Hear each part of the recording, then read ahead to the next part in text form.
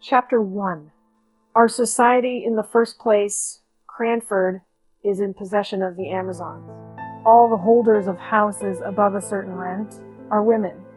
If a married couple come to settle in the town, somehow the gentleman disappears. He is either fairly frightened to death by being the only man in the Cranford evening parties, or he is accounted for by being with his regiment, he should, or closely engaged in business all the week in the great neighboring commercial town of Drumble, distant only 20 miles on a railroad. In short, whatever does become of the gentlemen, they are not at Cranford. What could they do if they were there?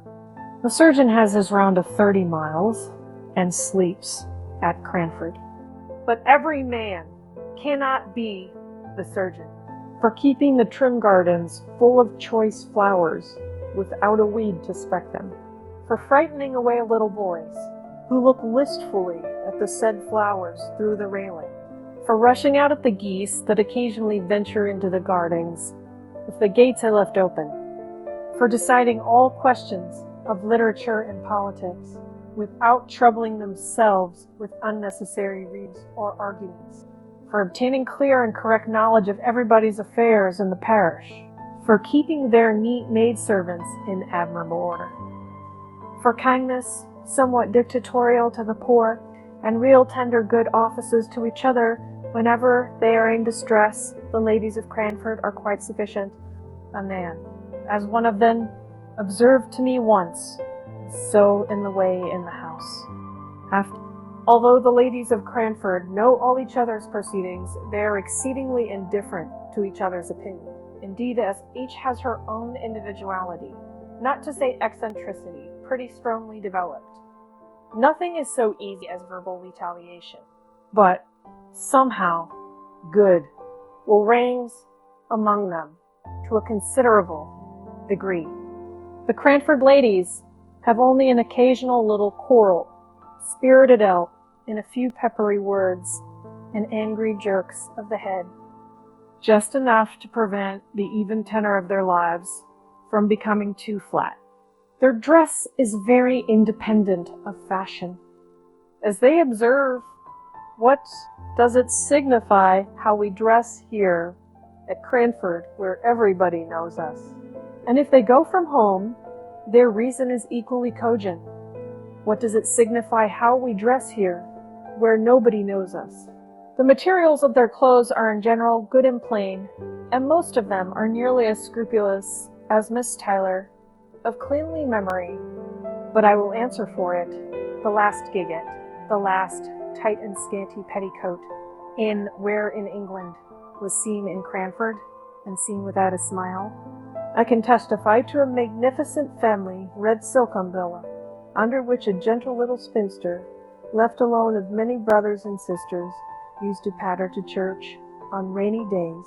Have you any red silk umbrellas in London? We had a tradition of the first that had ever been seen in Cranford, and the little boys mobbed it and called it a stick and petticoats. It might have been the very red silk one I have described, held by a strong father over a troop of little ones. The word was poor little lady, a stocks of the survivor. The stocks of the survivor of all can carry it. Then there were rules and regulations for visiting and calls, and they were announced to any young people who might be staying in the town, with all the solemnity with which the old Manx laws were read once a year on the Tingwald Mount. Our friends have sent to inquire how you are after your journey tonight, my dear. 15 miles in a gentleman's carriage. They will give you some rest tomorrow, but the next day, I have no doubt, they will call. So be at liberty after 12. From 12 to 3 are our calling hours. Then after they had called, it is the third day. I dare say your mamma has told you, my dear, never to let more than 3 days elapse between receiving a call and returning it. And also, but you're never to stay longer than a quarter of an hour. But am I to look at my watch? How am I to find out A quarter of an hour has passed. You must keep thinking about the time, my dear, and not allow yourself to forget it in conversation, as everybody had this rule in their minds, whether they received or paid a call. Of course, no absorbing subject was ever spoken about. We kept ourselves to short sentences of small talk, and were punctual to our time. I imagine that a few of the gentle folks of Cranford were poor, and had some difficulty in making both ends meet.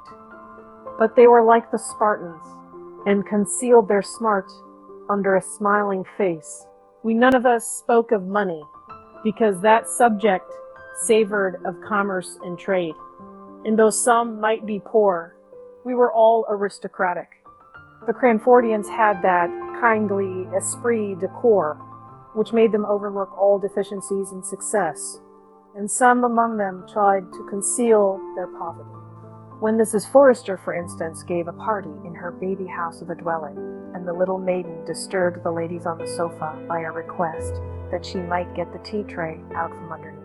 Everyone took this novel proceeding as the most natural thing in the world, and talked on about household forms and ceremony, as if we all believed that our hostess had a regular servants' hall, second table, with housekeeper and steward, instead of the one little charity school maiden, whose short ruddy arms could never have been strong enough to carry the tray upstairs, if she had not been assisted in private by her mistress, who now sat in state, pretending not to know what cakes were sent out, though she knew, and we knew, and she knew that we knew, and we knew that she knew that we knew. She had been busy all the morning making tea bread and sponge cakes. There were one or two consequences arising from this general but unacknowledged poverty, and this very much acknowledged gentility, which were not amiss, and which might be introduced into many circles of society to their great improvement. For instance, the inhabitants of Cranford kept early hours, and clattered home in their pattens, under the guidance of a lantern-bearer, about 9 o'clock at night, and the whole town was abed and asleep by 10:30. Moreover, it was considered vulgar, a tremendous word in Cranford, to give anything expensive, in the way of eatable or drinkable, at the evening entertainments. Wafer bread and butter and sponge biscuits were all that the Honorable Mrs. Jameson gave, and she was sister-in-law to the late Earl of Glenmire, although she did practice such elegant economy. Elegant economy! How naturally one falls back into the phraseology of Cranford. There, economy was always elegant, and money spending always vulgar and ostentatious. A sort of sour grapeism, which made us very peaceful and satisfied. I never shall forget the dismay felt when a certain Captain Brown came to live at Cranford, and openly spoke about his being poor, not in a whisper to an intimate friend, the doors and windows being previously closed, but in the public street, in a loud military voice, alleging his poverty as a reason for not taking a particular house. The ladies of Cranford were already rather moaning over the invasion of their territories by a man and a gentleman. He was a half-pay captain, and had obtained some situation on a neighboring railroad, which had been vehemently petitioned against by the little town.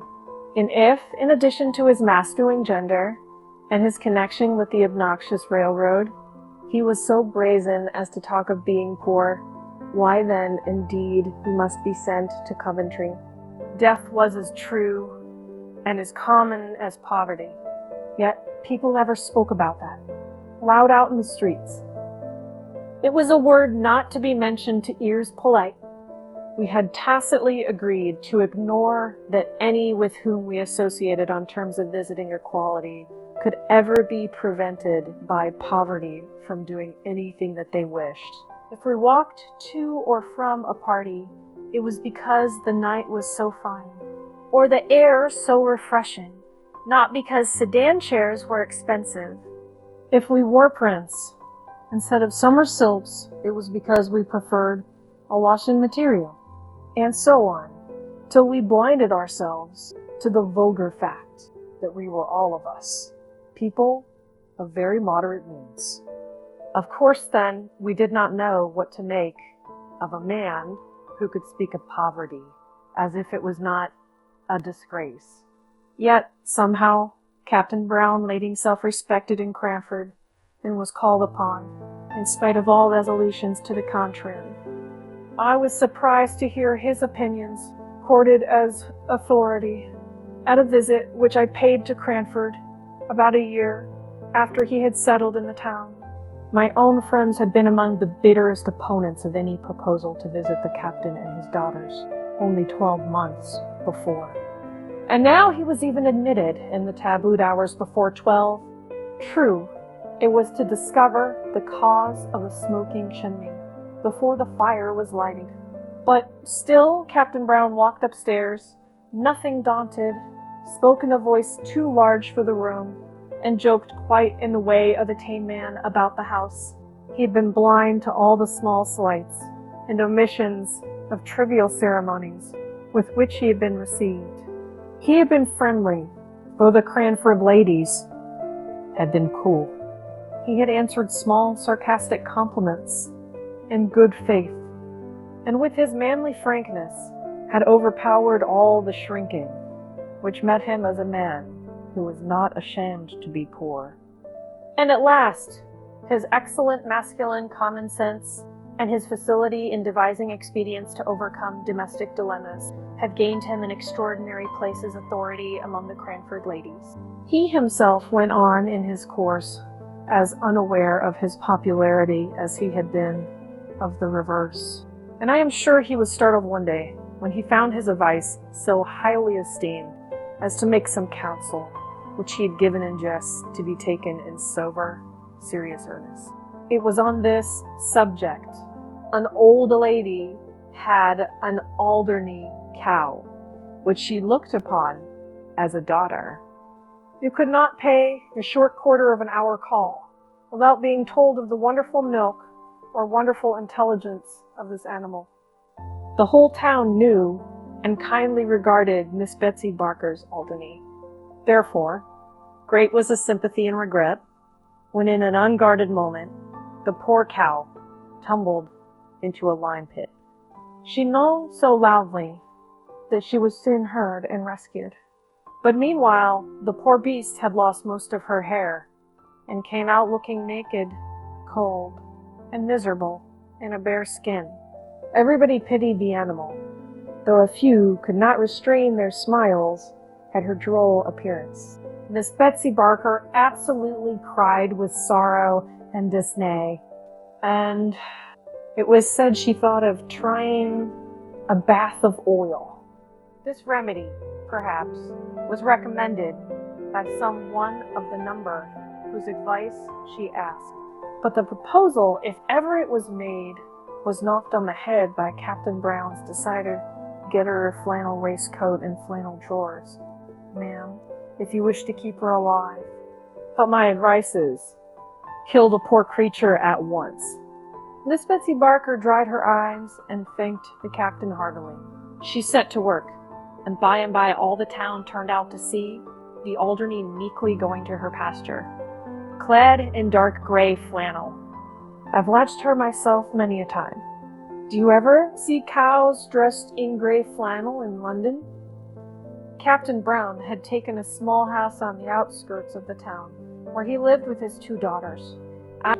He must have been upwards of 60 at the time of the first visit I paid to Cranford after I had left it as a residence.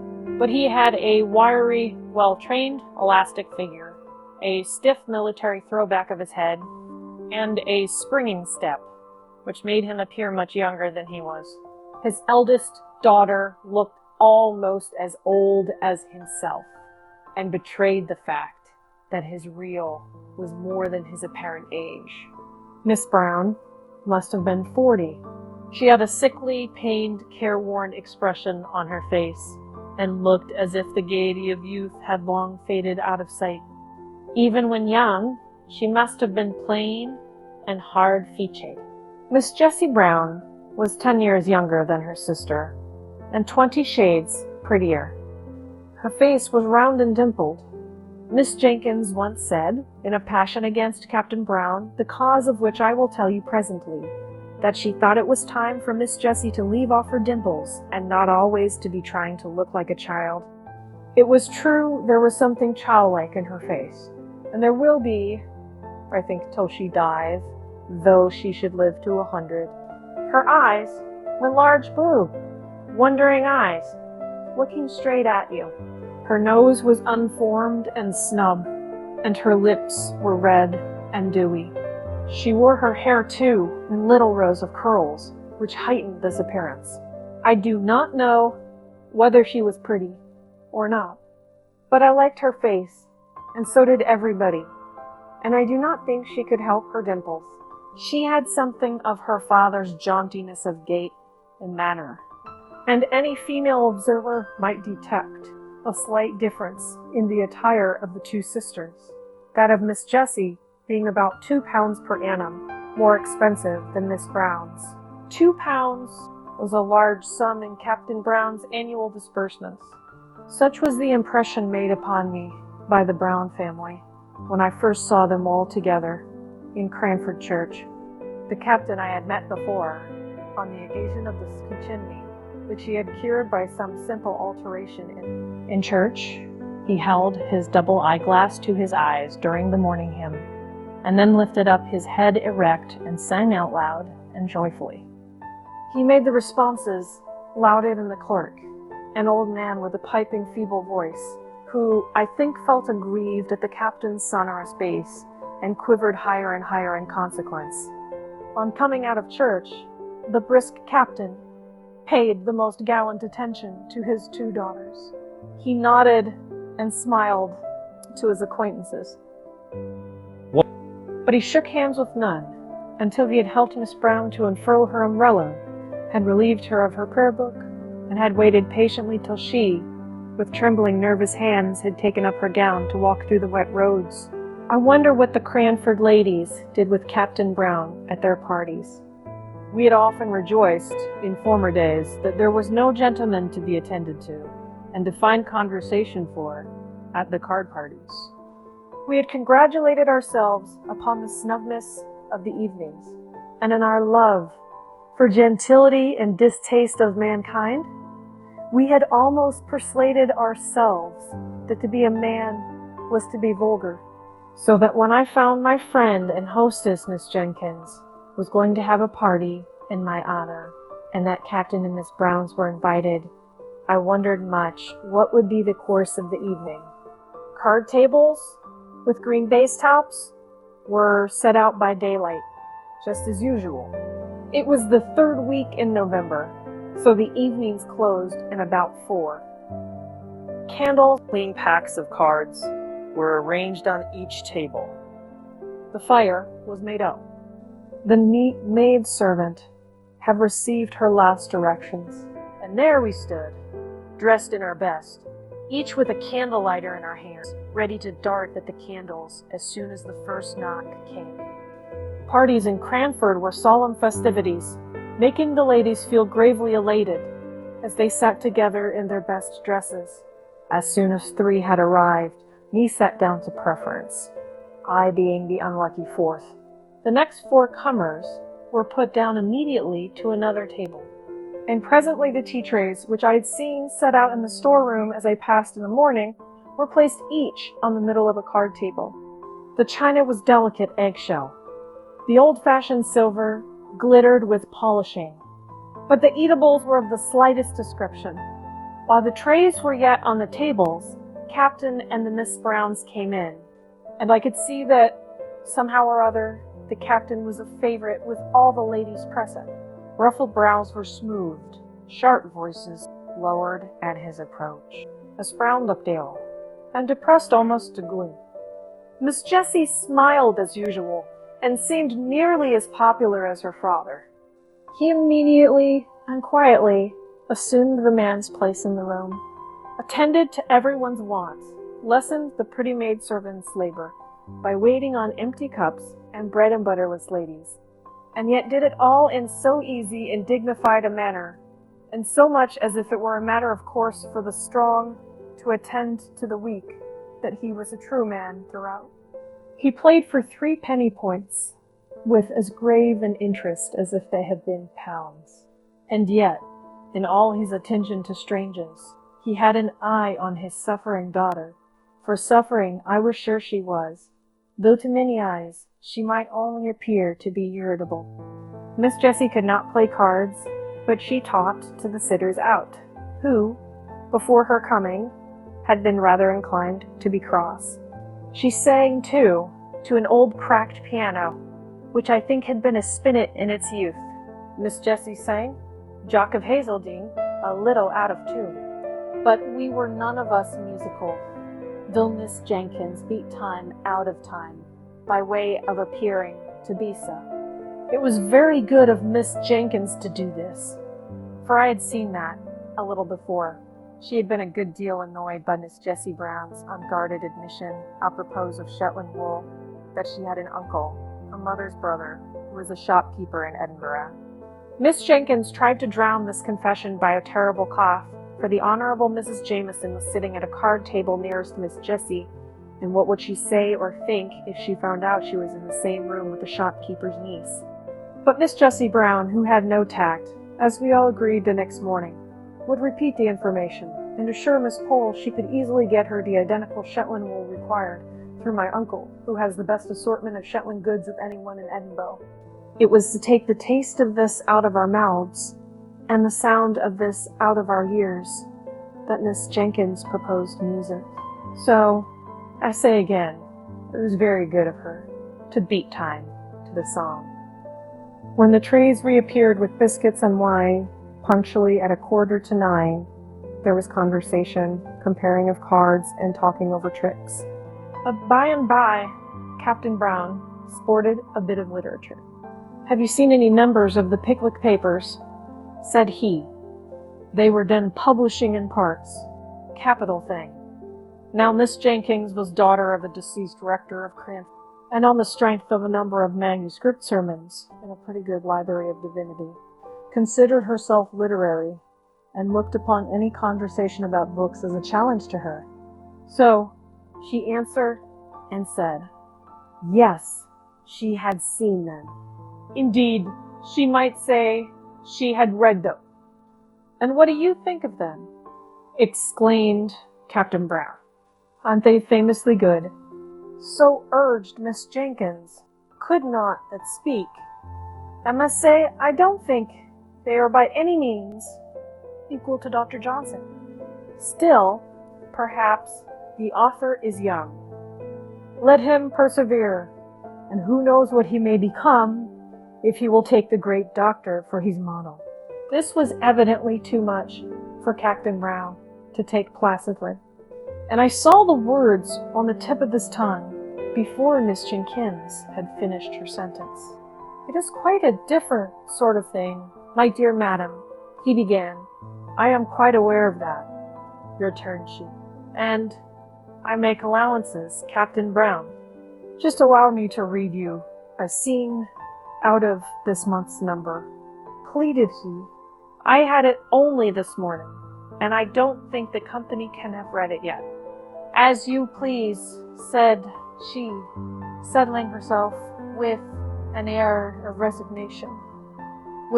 He read the account of the sweary which Sam Weller gave at Bath.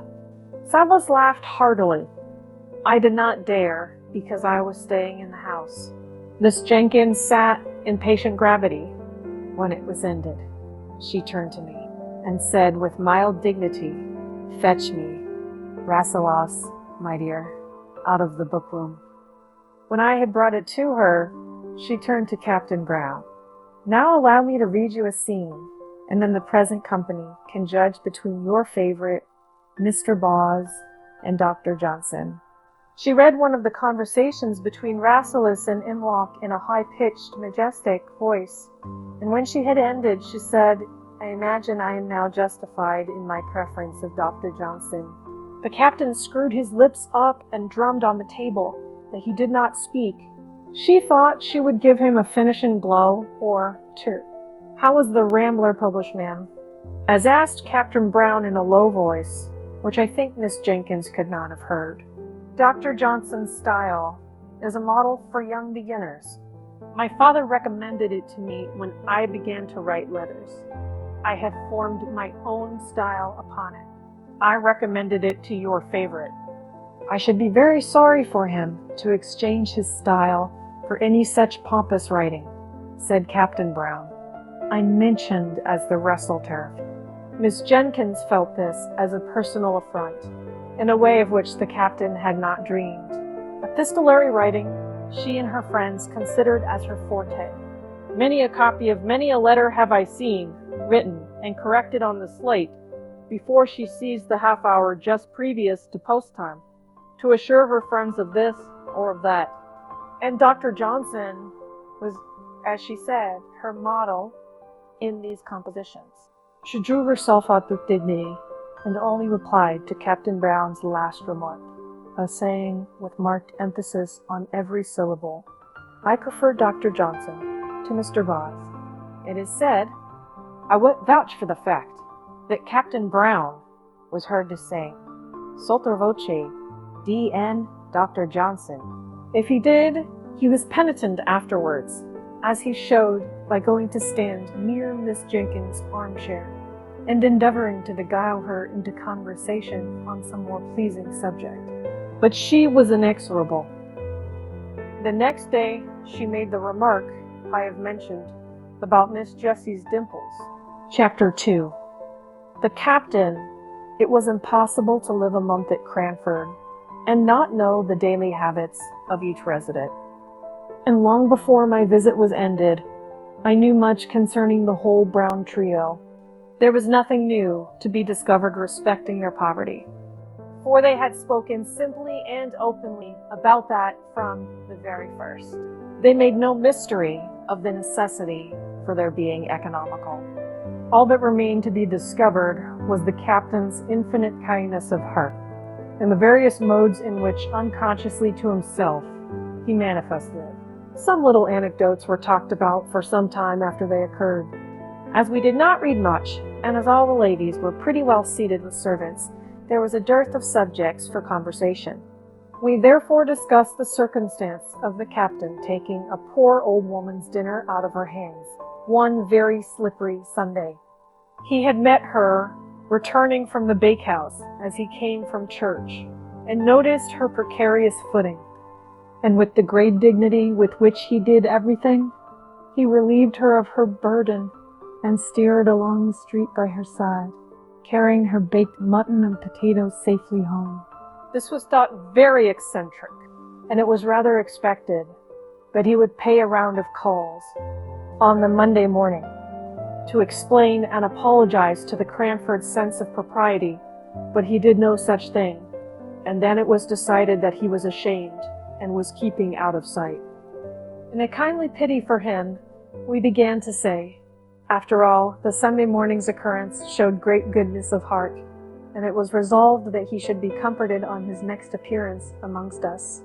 But lo!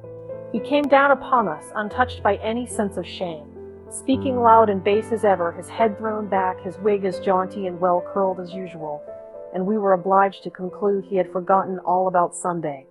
Miss Pole and Miss Jessie Brown had set up a kind of intimacy on the strength of the Shetland wool and the new knitting stitches. So it happened that when I went to visit Miss Poe, I saw more of the Browns than I had done while staying with Miss Jenkyns, who had never got over what she called Captain Brown's disparaging remarks upon Dr. Johnson as a writer of light and agreeable fiction. I found that Miss Brown was seriously ill of some lingering, incurable complaint, the pain occasioned by which gave the uneasy expression to her face that I had taken for unmitigated crossness. Cross, too, she was at times when the nervous irritability occasioned by her disease became past in. Miss Jessie bore with her at these times even more patiently than she did with the bitter self-upbraidings by which they were invariably succeeded. Miss Brown used to accuse herself, not merely of hasty and irritable temper, but also of being the cause why her father and sister were obliged to pinch, in order to allow her the small luxury which were necessaries in her. She would so fain have made sacrifices for them, and have lightened their cares, that the original generosity of her disposition added activity to her temper.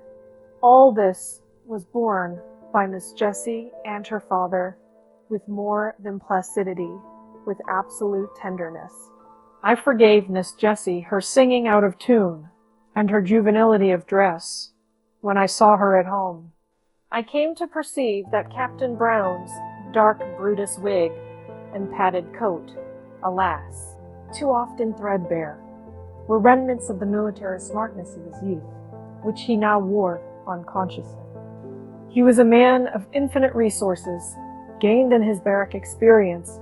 As he confessed, no one could black his boots to please him, except himself.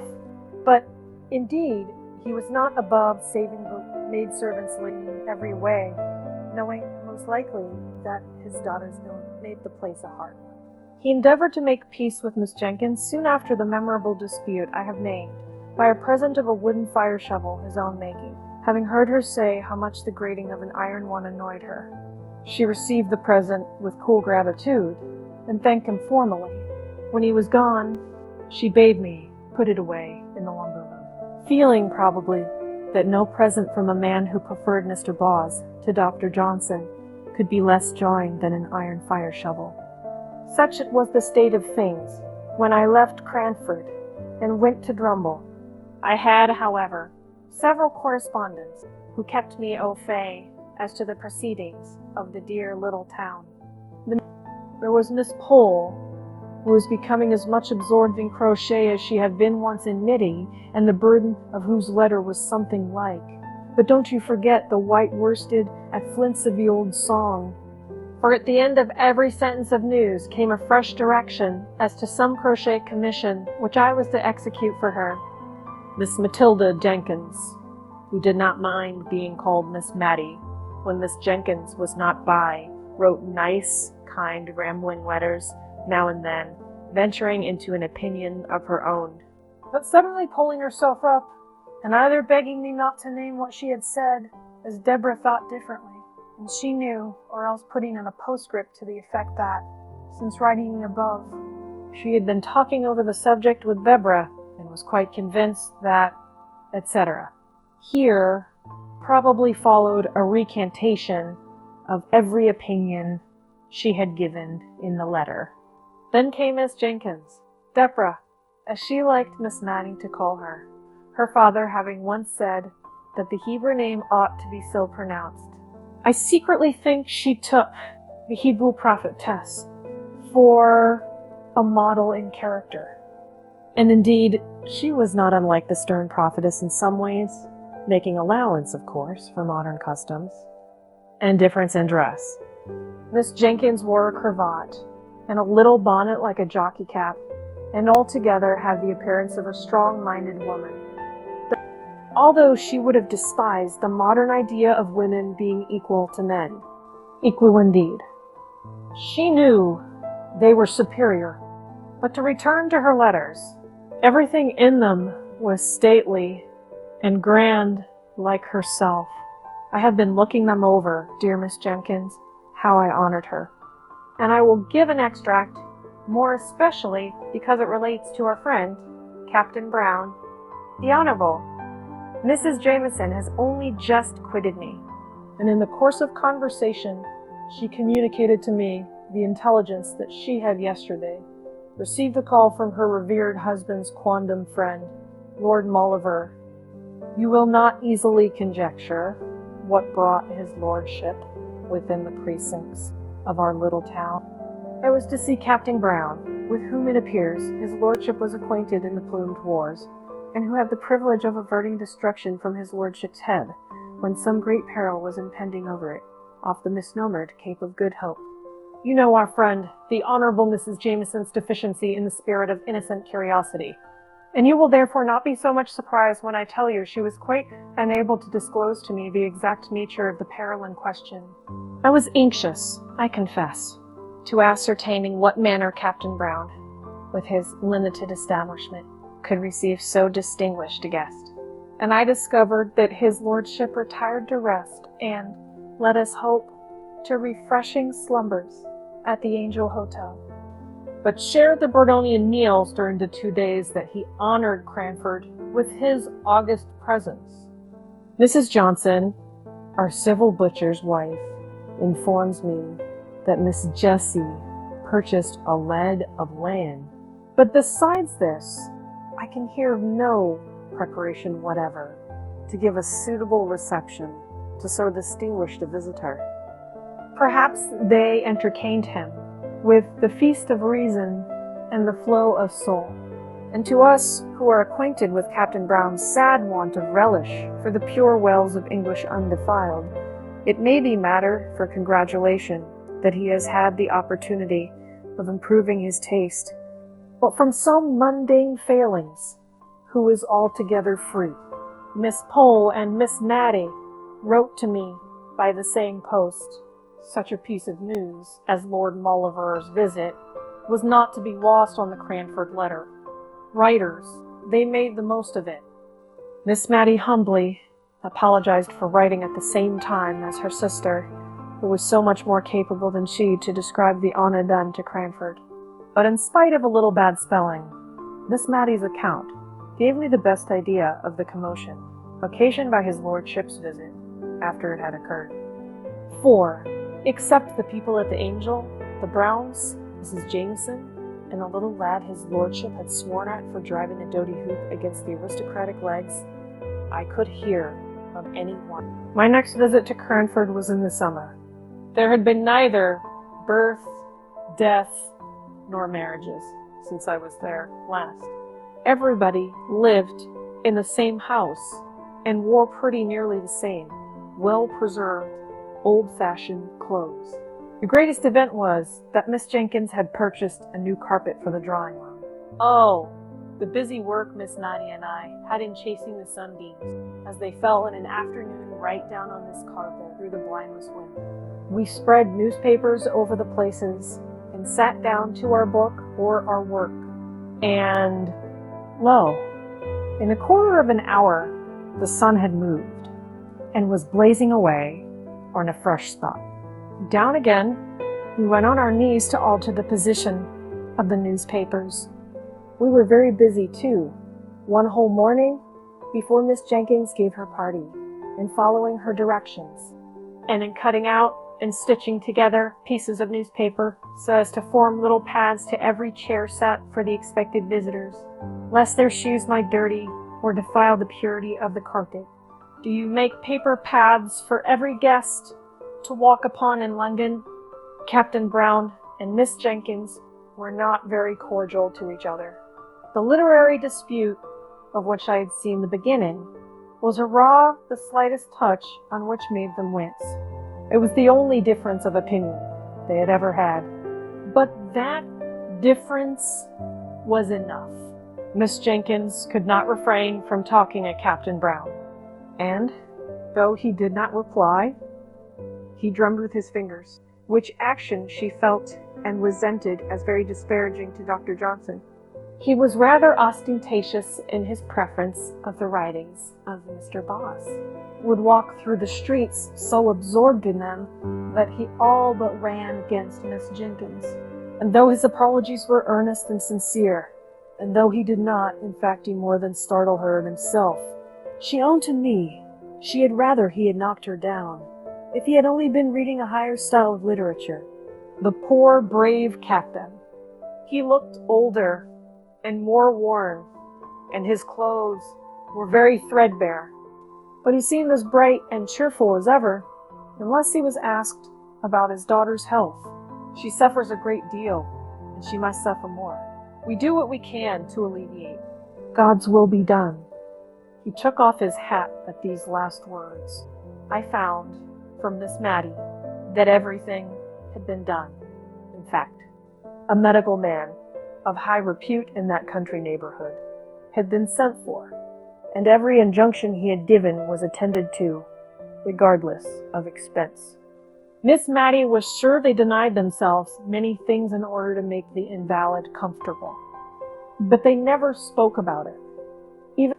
And as for Miss Jessie, I really think she's an angel, said poor Miss Matty, quite overcome, to see her way of bearing with Miss Brown's crossness, and the bright face she puts on after she's been sitting up a whole night. and scolded above half of it as quite beautiful. Yet she looks as neat and as ready to welcome the captain at breakfast time, as if she had been asleep in the Queen's bed all night. My dear, you could never laugh at her prim little pearls, or her pink bows again, if you saw her as I have done. I could only feel very penitent and greet Miss Jessie with double respect when I met her next. She looked faded and pinched, and her lips began to quiver as if she was very weak when she spoke of her sister. But she brightened and sent back the tears that were glittering in her pretty eyes as she said, "But to be sure, what a town Cranford is for kindness. Don't suppose anyone has a better dinner than usual cooked, but the best part of all comes in a little covered basin from my sister. The poor people will leave their earliest vegetables at our door for her. They speak short and gruff, as if they were ashamed of it. But I'm sure it often goes to my heart to see their thoughtfulness." And the tears now came back and overflowed. But after a minute or two, she began to scold herself and ended by going away the same cheerful Miss Jessie as ever. But why does not this Lord Maulevrier do something for the man who saved his life? I said why, you see, unless Captain Brown has some reason for it, he never speaks about being poor. And he walked along by his lordship, looking as happy and cheerful as a prince today. And as they never called attention to their dinner by apologies, and as Miss Brown was better that day and all seemed bright, I dare say his lordship never knew how much care there was in the background. He did send game in the winter pretty often, but now he's gone abroad. I had often occasion to notice the use that was made of fragments and small opportunities in Cranford. The rose leaves that were gathered ere they fell to make for someone who had no garden.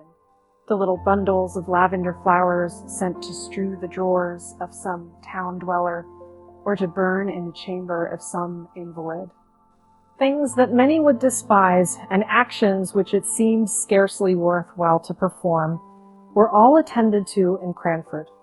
Miss Jenkyns stuck an apple full of cloves to be heated and smell pleasantly in Miss Brown's room, and as she put in each clove, she uttered a Johnsonian sentence. Indeed, she never could think of the Browns without talking Johnson, and as they were seldom absent from her thoughts just then, I heard many a rolling three-piled sentence. Captain Brown called one day to thank Miss Jenkyns for many little kindnesses, which I did not know until then that she had rendered. He had suddenly become like an old man. His deep bass voice had a quavering in it. His eyes looked dim, and the lines on his face were deep. He could not speak cheerfully of his daughter's state, but he talked with manly, pious resignation, and not much. Twice over, he said, "What Jessie has been to us, God only knows." And after the second time, he got up hastily, shook hands all round without speaking, and left the room. That afternoon, we perceived the little groups in the street, all listening with faces aghast to some tale or other. Miss Jenkyns wondered what could be the matter for some time before she took the undignified step of sending Jenny out to inquire. Jenny came back with a white face of terror. "Oh, ma'am." "Oh, Miss Jenkyns, ma'am, Captain Brown is killed by them nasty, cruel railroads." And she burst into tears. She, along with many others, had experienced the poor captain's kindness. How? Where? Good God! Jenny, don't waste time in crying, but tell us something. Miss Matty rushed out into the street at once and collared the man who was telling the tale. "But I understand with this. Close to the tried, said, lay bleed to lie on roughly plave, feeliness, unfeeliness. My services are comfortable, Oh, man. Say it is not true, she cried, as she brought the affrighted Carter, sleeking down his hair, into the drawing room where he stood with his wet boots on the new carpet, and no one regarded it. Please, Mom, it is true. I seed it myself. And he shuddered at the recollection. The captain was reading some new book as he was deep in, awaiting for the down. And there was a little lass as wanted to come to its mammy, and gave its sister the slip, and came toddling across the line. And he looked up sudden at the sound of the train coming, and seed the child, and he darted on the line and cotched it up, and his foot slipped, and a train came over him in no time. Oh, Lord. Mum, it's quite true, and they've come over to tell his daughters. The child's safe, though, with only a bang on its shoulder, as he threw it to this mammy. Poor Captain would be glad of that. Mum, wouldn't he? God bless his no here. The great rough Carter puckered up his manly face and turned away to hide his tears. I turned to Miss Jenkyns. She looked very ill, as if she were going to faint, and signed to me to open the window. Matilda, bring me my bonnet. I must go to those girls. God, pardon me, if ever I have spoken contemptuously to the captain. Miss Jenkyns arrayed herself to go out, telling Miss Matilda to give the man a glass of wine. While she was away, Miss Matty and I huddled over the fire, talking in a low and awestruck voice. I know we cried quietly all the time. Miss Jenkyns came home in a silent mood, and we durst not ask her many questions. She told us that Miss Jessie had fainted, and that she and Miss Pole had had some difficulty in bringing her round, but that, as soon as she recovered, she begged one of them to go and sit with her sister. Mr. Hoggins says she cannot live many days, and she shall be spared this shock, said Miss Jessie, shivering with feelings to which she dared not give way. But how can you manage, my dear? Asked Miss Jenkyns. You cannot bear up. She must see your tears. God will help me. I will not give way. She was asleep when the news came. She may be asleep yet. She will be so utterly miserable, not merely at my father's death, but to think of what would become of me. She is so good to me. She looked up earnestly in their faces with her soft, true eyes, and Miss Pole told Miss Jenkyns afterwards she could hardly bear it, knowing, as she did, how Miss Brown treated her sister. However, it was settled according to Miss Jessie's wish. Miss Brown was to be told her father had been summoned to take a short journey on railway business. They had managed it in some way, Miss Jenkyns could not exactly say how. Miss Pole was to stop with Miss Jessie. Mrs. Jameson had sent to inquire. And this was all we heard that night, and a sorrowful night it was. The next day, a full account of the fatal accident was in the county paper, which Miss Jenkyns took in. Her eyes were very weak, she said, and she asked me to read it. When it came to the gallant gentleman was deeply engaged in the perusal of a number of Pickwick, which he had just received, Miss Jenkyns shook her head long and solemnly, and then sighed out, "Poor dear, infatuated man." The corpse was to be taken from the station to the parish church, there to be interred. Miss Jessie had set her heart on following it to the grave, and no dissuasives could alter her resolve. Her restraint upon herself made her almost obstinate. She resisted all Miss Pole's entreaties and Miss Jenkyns' advice. At last, Miss Jenkyns gave up the point, and after a silence, which I feared portended some deep displeasure against Miss Jessie, Miss Jenkyns said she should accompany the latter to the funeral. It is not fit for you to go alone. It'd be against both propriety and humanity were I to allow it. Miss Jessie seemed as if she did not half like this arrangement, but her obstinacy, if she had any, had been exhausted in her determination to go to the interment. She longed, poor thing, I have no doubt, to cry alone over the grave of the dear father to whom she had been all in all, and to give way for one little half-hour, uninterrupted by sympathy and unobserved by friendship.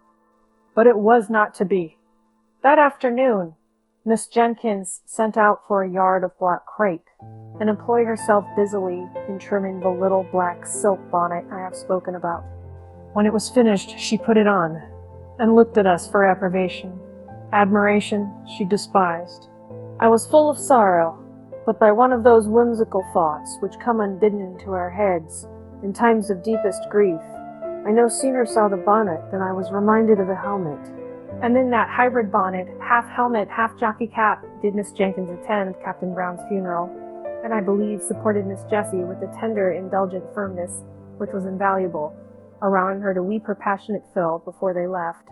Miss Poole, Miss Matty, and I, meanwhile, attended to Miss Brown, and hard work we found it to relieve her querulous and never-ending complaints. But if we were so weary and dispirited, what must Miss Jessie have been? That she came back almost calm, as if she had gained a new strength. She put off her morning dress and came in, looking pale and gentle, thanking us each with a soft, long pressure of the hand. She could even smile, a faint, sweet, wintry smile, as if to reassure us of her power to endure. But her look made our eyes fill suddenly with tears, more than if she had cried outright. It was settled that Miss Poole was to remain with her, all the watching livelong night, and that Miss Matty and I were to return in the morning to relieve them, and give Miss Jessie the opportunity for a few hours of sleep. But when the morning came, Miss Jenkyns appeared at the breakfast table, equipped in her helmet bonnet, and ordered Miss Matty to stay at home, as she meant to go and help to nurse.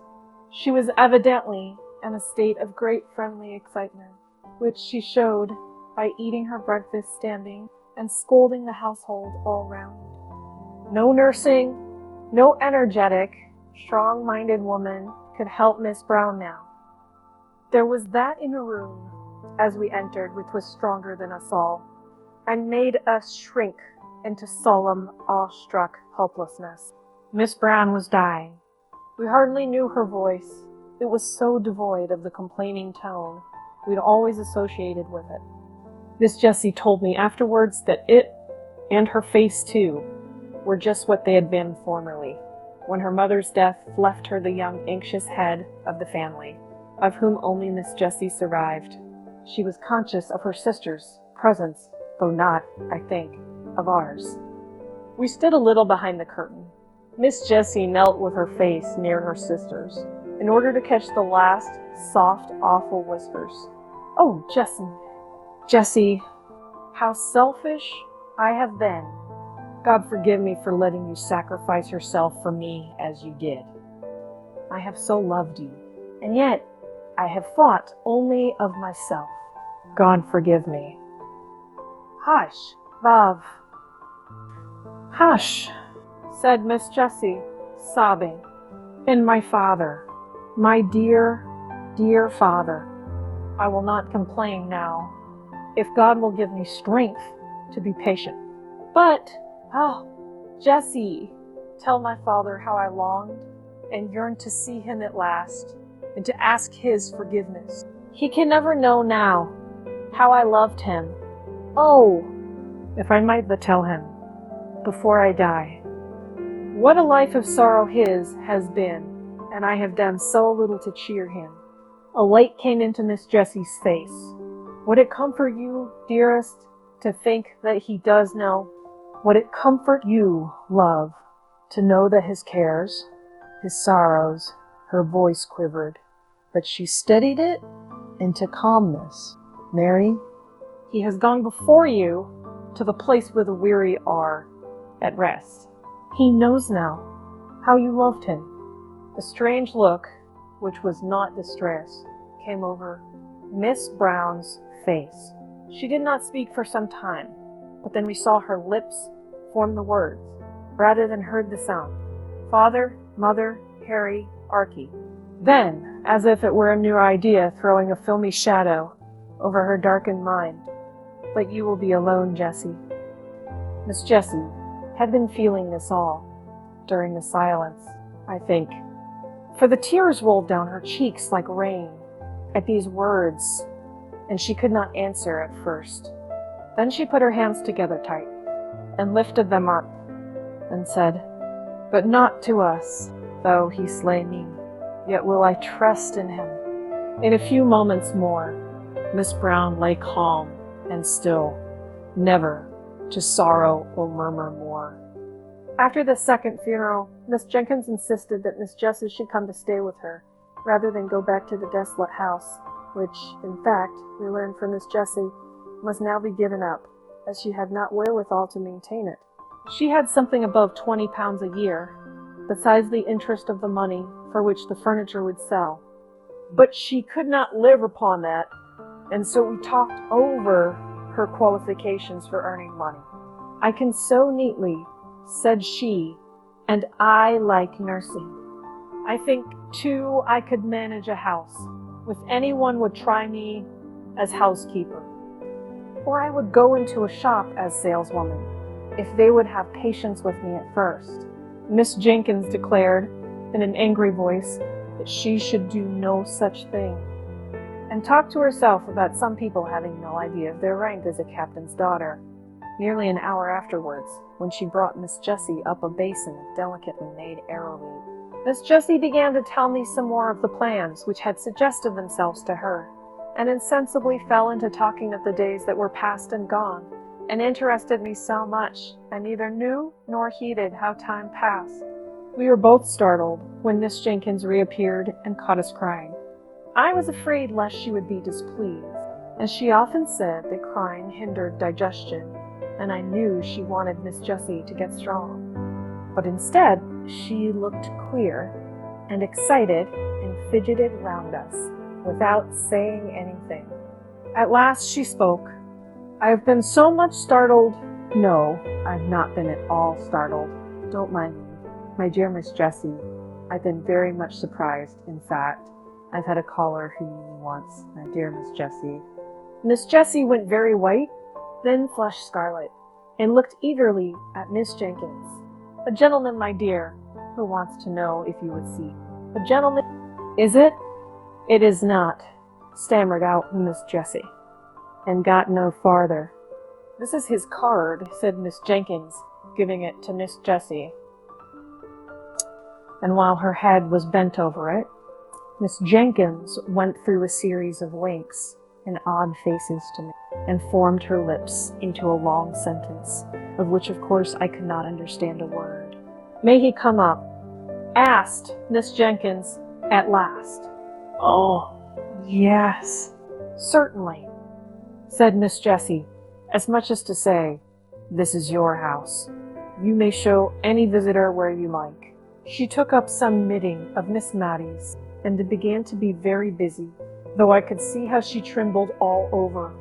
Miss Jenkyns rang the bell and told the servant, who answered it to show Major Gordon upstairs, and, presently, in walked a tall, fine, frank-looking man of 40 or upwards.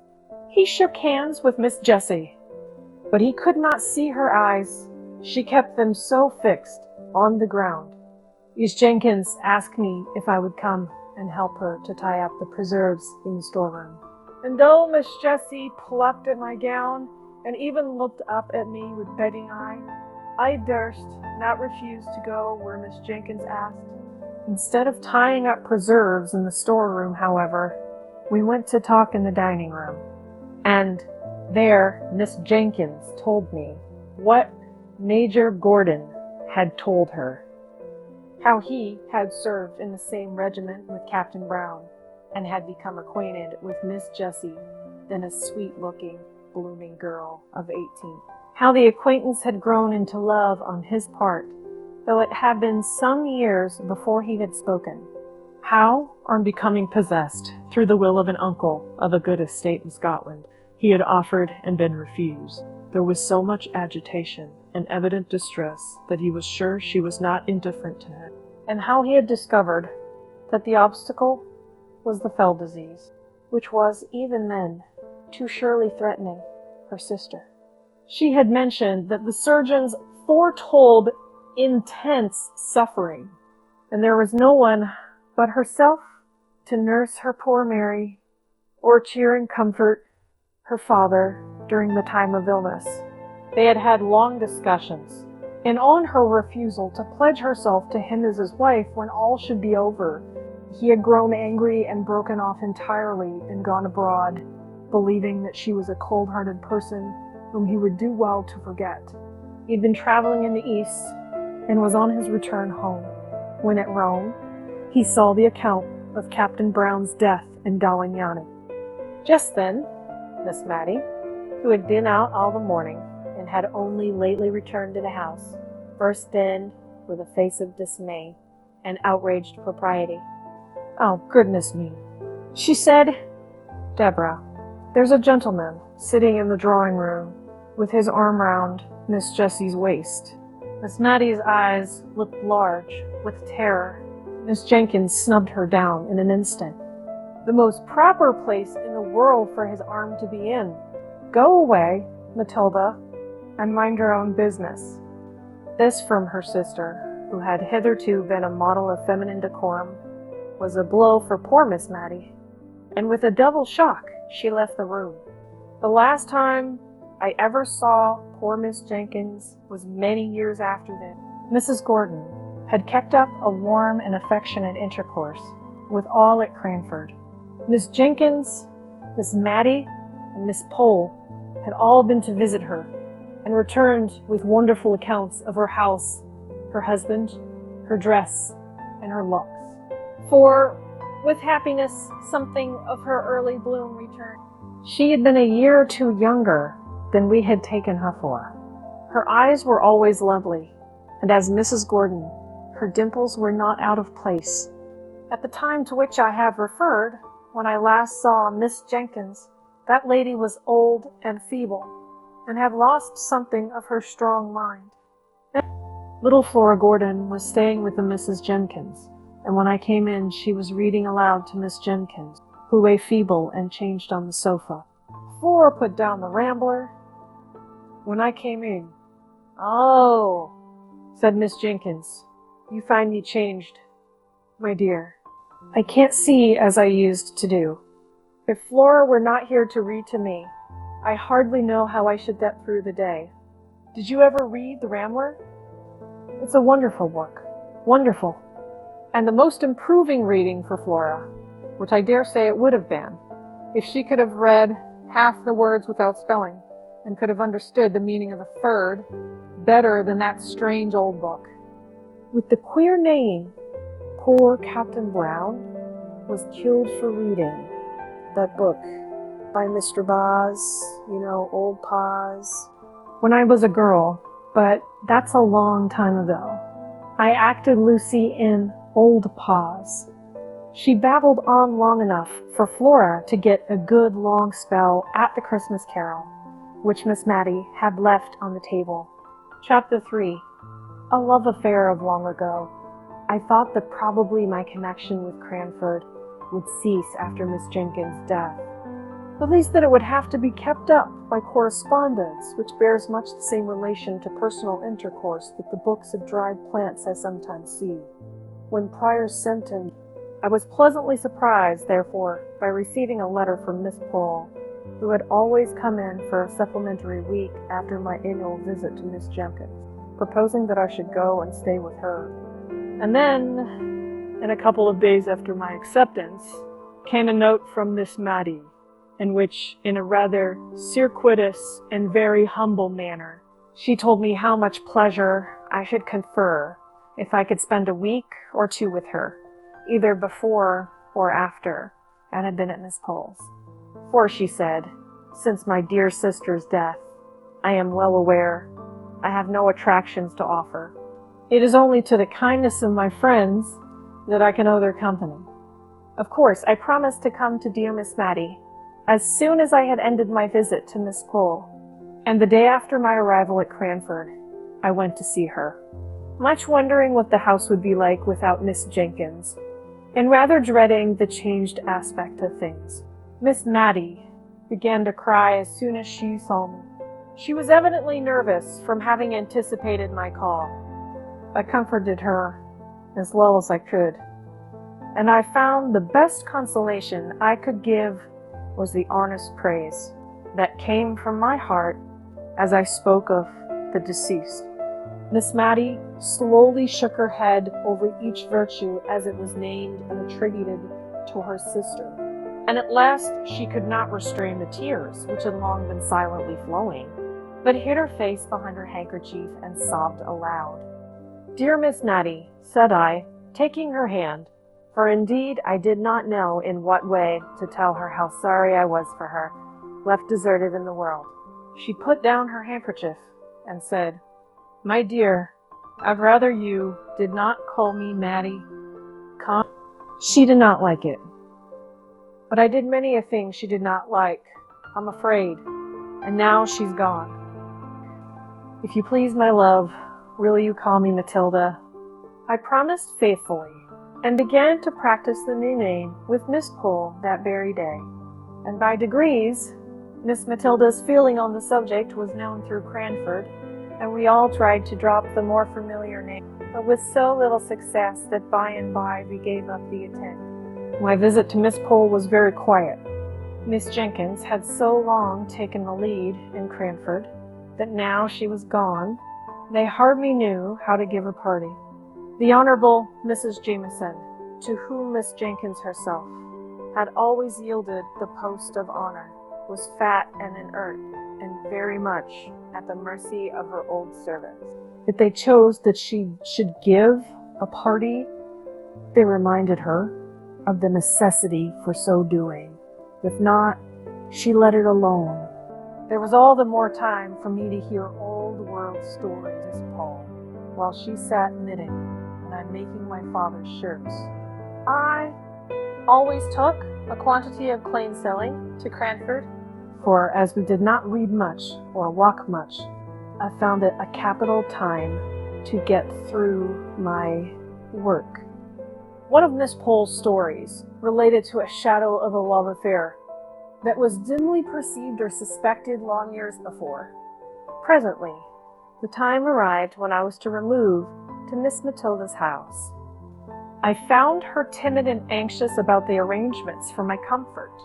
Many a time, while I was unpacking, did she come backwards and forwards to stir the fire, which burned all the worse for being so frequently poked. "Have you drawers enough, dear?" asked she. I don't know exactly how my sister used to arrange them. She had capital methods. I am sure she would have trained a servant in a week to make a better fire than this. And Fanny has been with me 4 months. This subject of servants was a standing grievance, and I could not wonder much at it.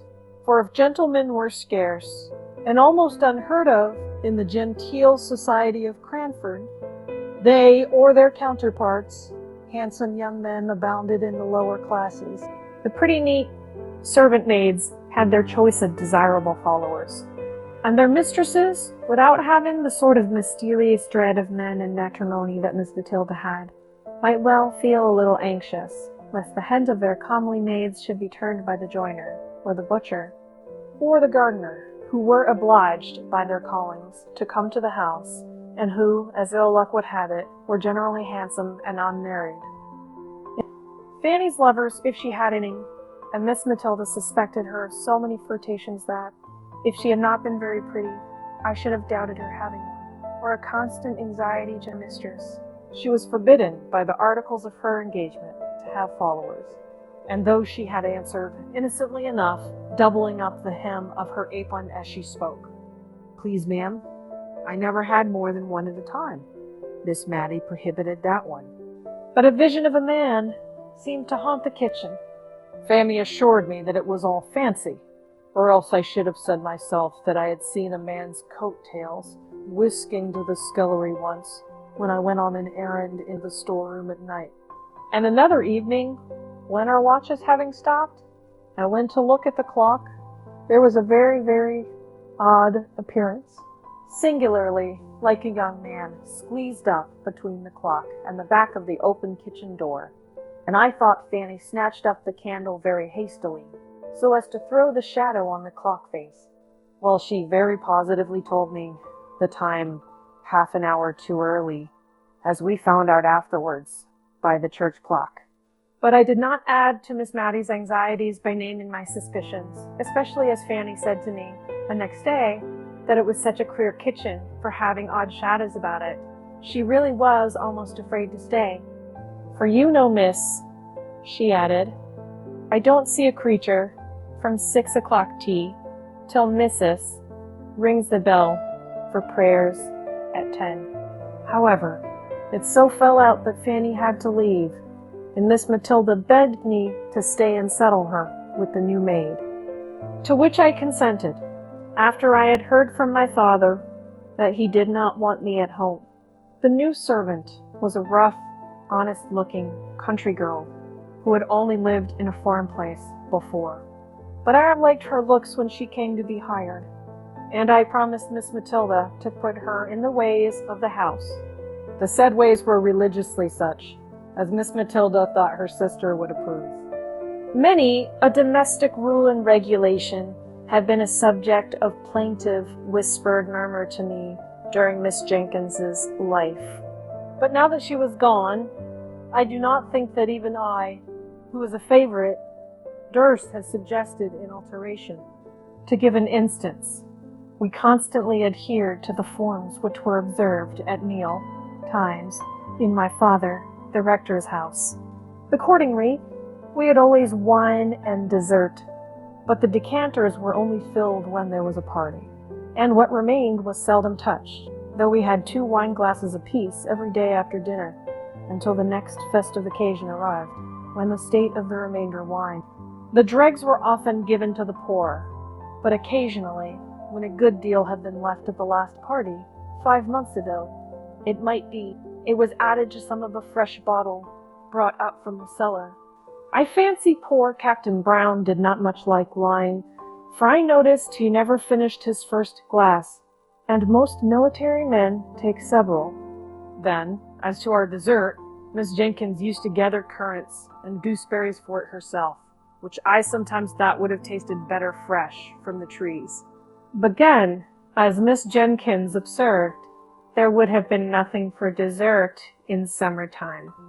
As it was, we felt very genteel with our 2 glasses apiece, and a dish of gooseberries at the top, of currants and biscuits at the sides, and 2 decanters at the bottom. When oranges came in, a curious proceeding was gone through. Miss Jenkyns did not like to cut the fruit, for, as she observed, the juice all ran out, nobody knew where. Sucking, only I think she used some more recondite word, was in fact the only way of enjoying oranges. But then, there was the unpleasant association with the ceremony frequently gone through by little babies. And so after dessert, an orange season, Miss Jenkyns and Miss Matty used to rise up, possess themselves each of an orange in silence, and withdraw to the privacy of their own rooms to indulge in sucking oranges. I had once or twice tried, on such occasions, to prevail on Miss Matty to stay, and had succeeded in her sister's lifetime. I held up a screen and did not look, and, as she said, she tried not to make the noise very offensive. But now that she was left alone, she seemed quite horrified, when I begged her to remain with me in the warm dining parlor, and enjoy her orange as she liked best. And so it was in everything. Miss Jenkyns' rules were made more stringent than ever, because the framer of them was gone where there could be no appeal. In all things else, Miss Matilda was meek and undecided to a fault. I have heard Fanny turn her round 20 times in a morning about dinner, just as the little hussy chose. And I sometimes fancied she worked on Miss Matilda's weakness in order to bewilder her, and to make her feel more the power of her clever servant. I determined that I would not leave her till I had seen what sort of a person Martha was.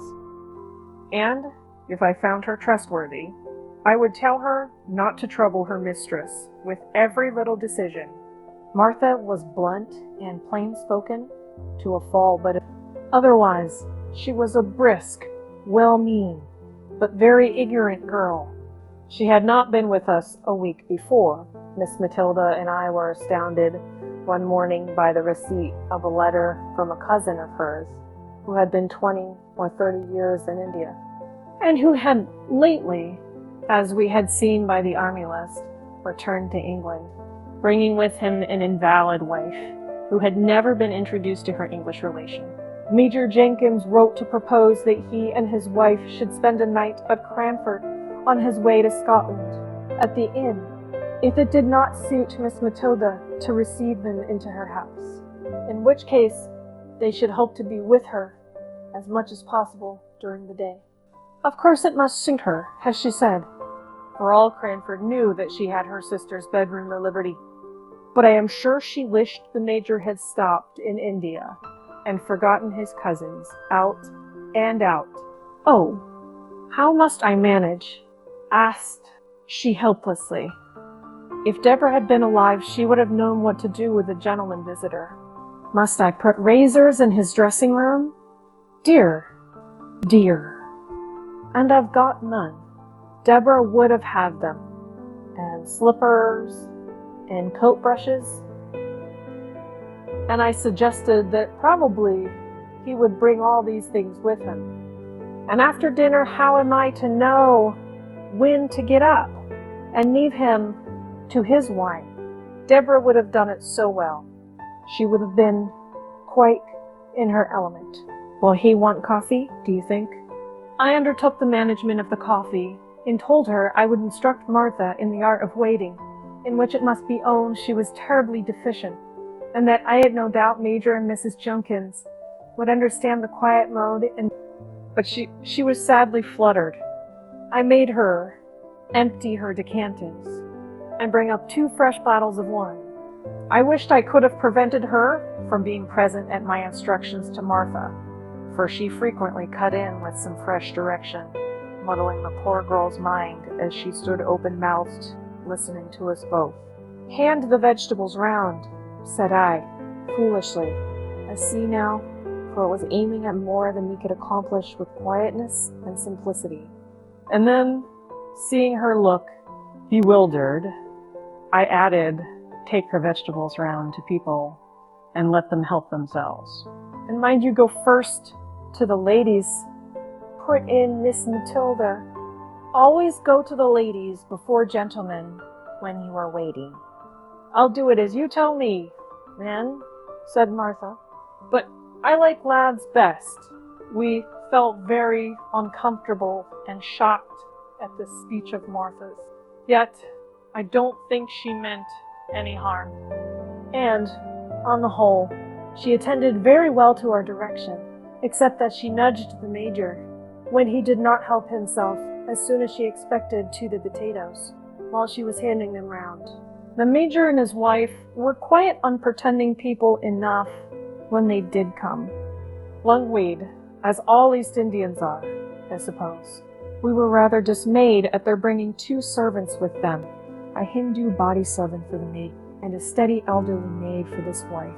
But they slept at the inn, and took off a good deal of the responsibility by attending carefully to their masters' and mistresses' comfort. Martha, to be sure, had never ended her staring at the East Indian's white turban and brown complexion, and I saw that Miss Matilda shrunk away from him a little as he waited at dinner. Indeed, she asked me, when they were gone, if he did not remind me of Bluebeard. On the whole, the visit was most satisfactory, and is a subject of conversation even now with Matilda. At the time, it greatly excited Cranford, and even stirred up the apathetic and honorable Mrs. Jameson to some expression of interest. When I went to call and thank her for the kind answers she had vouchsafed to Miss Matilda's inquiries as to the arrangement of a gentleman's dressing room, answers which I must confess she had given in the wearied manner of the Scandinavian prophetess, leave me to repose. And now I come to the love affair.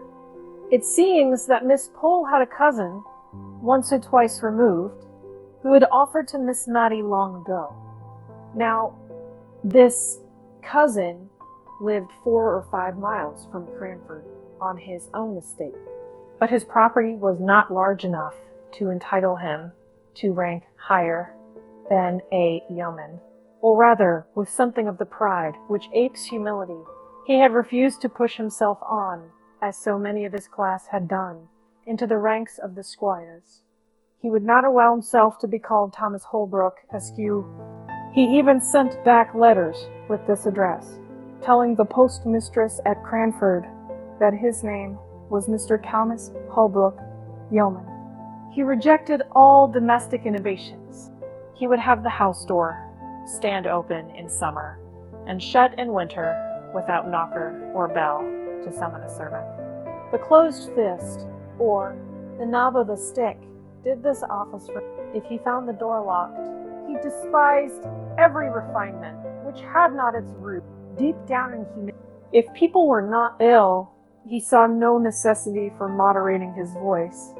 He spoke the dialect of the country in perfection, and constantly used it in conversation, although Miss Pole, who gave me these particulars, added that he read aloud more beautifully and with more feeling than anyone she had ever heard, except the late rector. "And how came Miss Matilda not to marry him?" asked I. "I didn't, I that much means. She was willing enough, I think. But you know, Cousin Thomas would not have been enough of a gentleman for the rector and Miss Jenkyns." "Well, but they were not to marry him," said I, impatiently. "No, but they did not like Miss Matty to marry below her rank. You know, she was the rector's daughter, and somehow they are related to Sir Peter Arley. Miss Jenkyns thought a deal of that. Poor Miss Matty." I said, "I may now. I don't know anything more than that he offered and was refused. Miss Matty might not like him, and Miss Jenkyns might never have said a word. It is only a guess of mine." "Has she never seen him since?" I inquired. "No, I think not. You see, Woodley, Cousin Thomas's house lies halfway between Cranford and Misselton, and I know he made Misselton his market town very soon after he had offered to Miss Matty. And I don't think he has been into Cranford above once or twice since. Once, when I was walking with Miss Matty in High Street, and suddenly she darted from me and went up Shire Lane. A few minutes after, I was startled by meeting Cousin Thomas. "How old is he?" I asked, after a pause of castle building. "He must be about 70, I think, my dear," said Miss Pole, blowing up my castle, as if by gunpowder, into small fragments. Very soon after, at least during my long visit to Miss Matilda, I had the opportunity of seeing Mr. Holbrook. Scene 2, his first encounter with his former love, after 40 years' separation.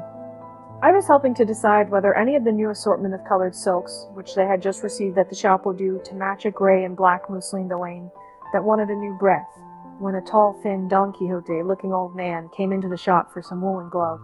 I had never seen the person, who was rather striking, before, and I watched him rather attentively, while Miss Matty listened to the shopman.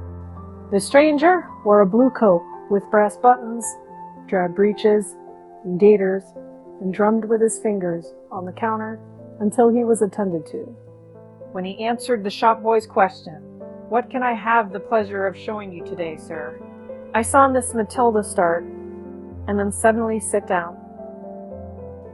And instantly I guessed who it was. She had made some inquiry which had to be carried round to the other shopman.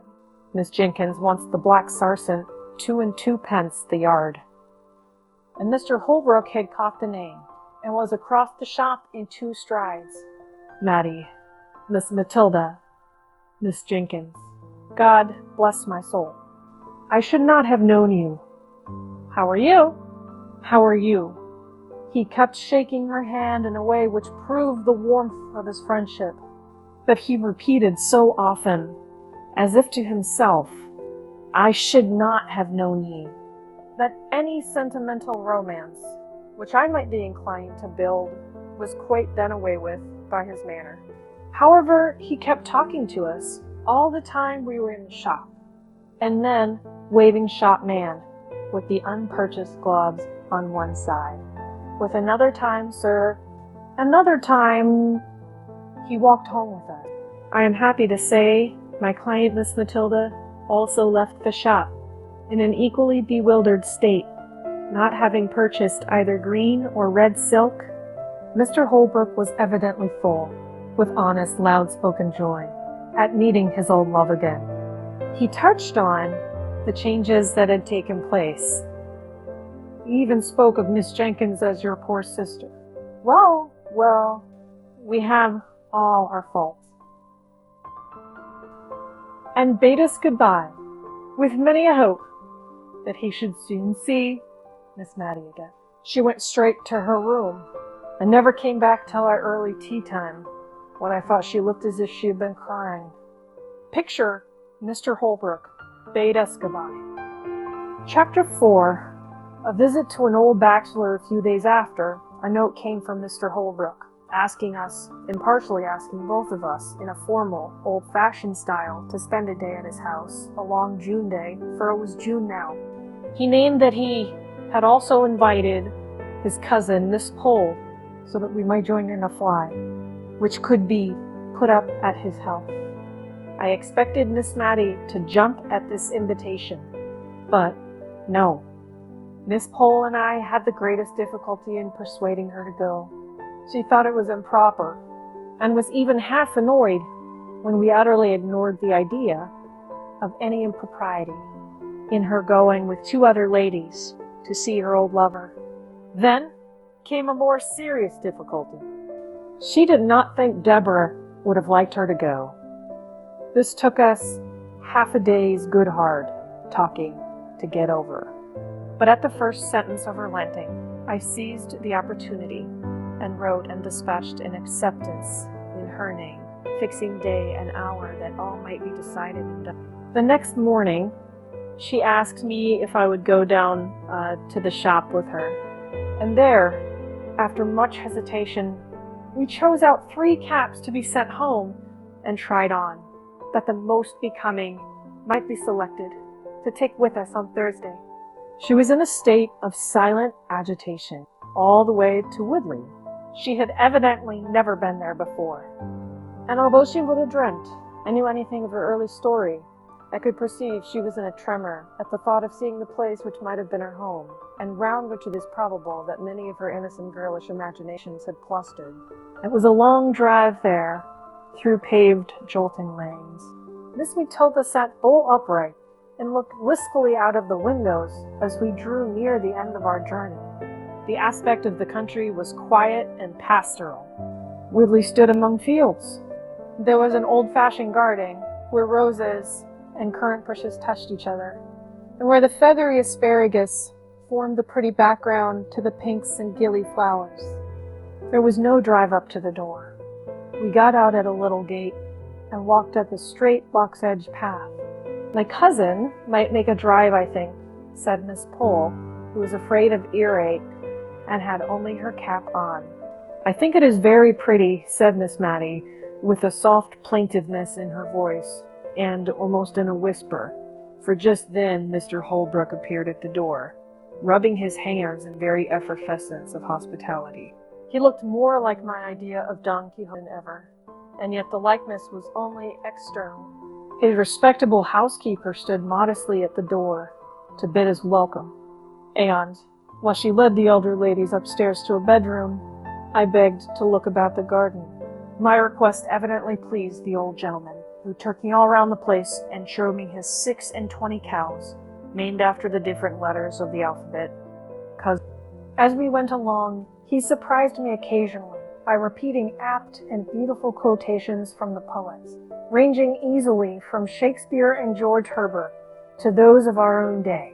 He did this as naturally as if he were thinking aloud, and their true and beautiful words were the best expression he could find for what he was thinking or feeling. To be sure, he called Byron my Lord Byron, and pronounced a name of Goethe strictly in accordance with the English sound of the letters.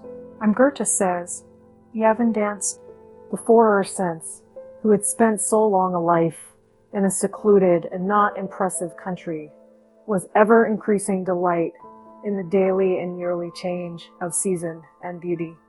When he and I went in, we found that dinner was nearly ready in the kitchen, for so I suppose the room ought to be called, as there were oak dressers and cupboards all round, all over by the side of the fireplace, and only a small Turkey carpet in the middle of the flag floor.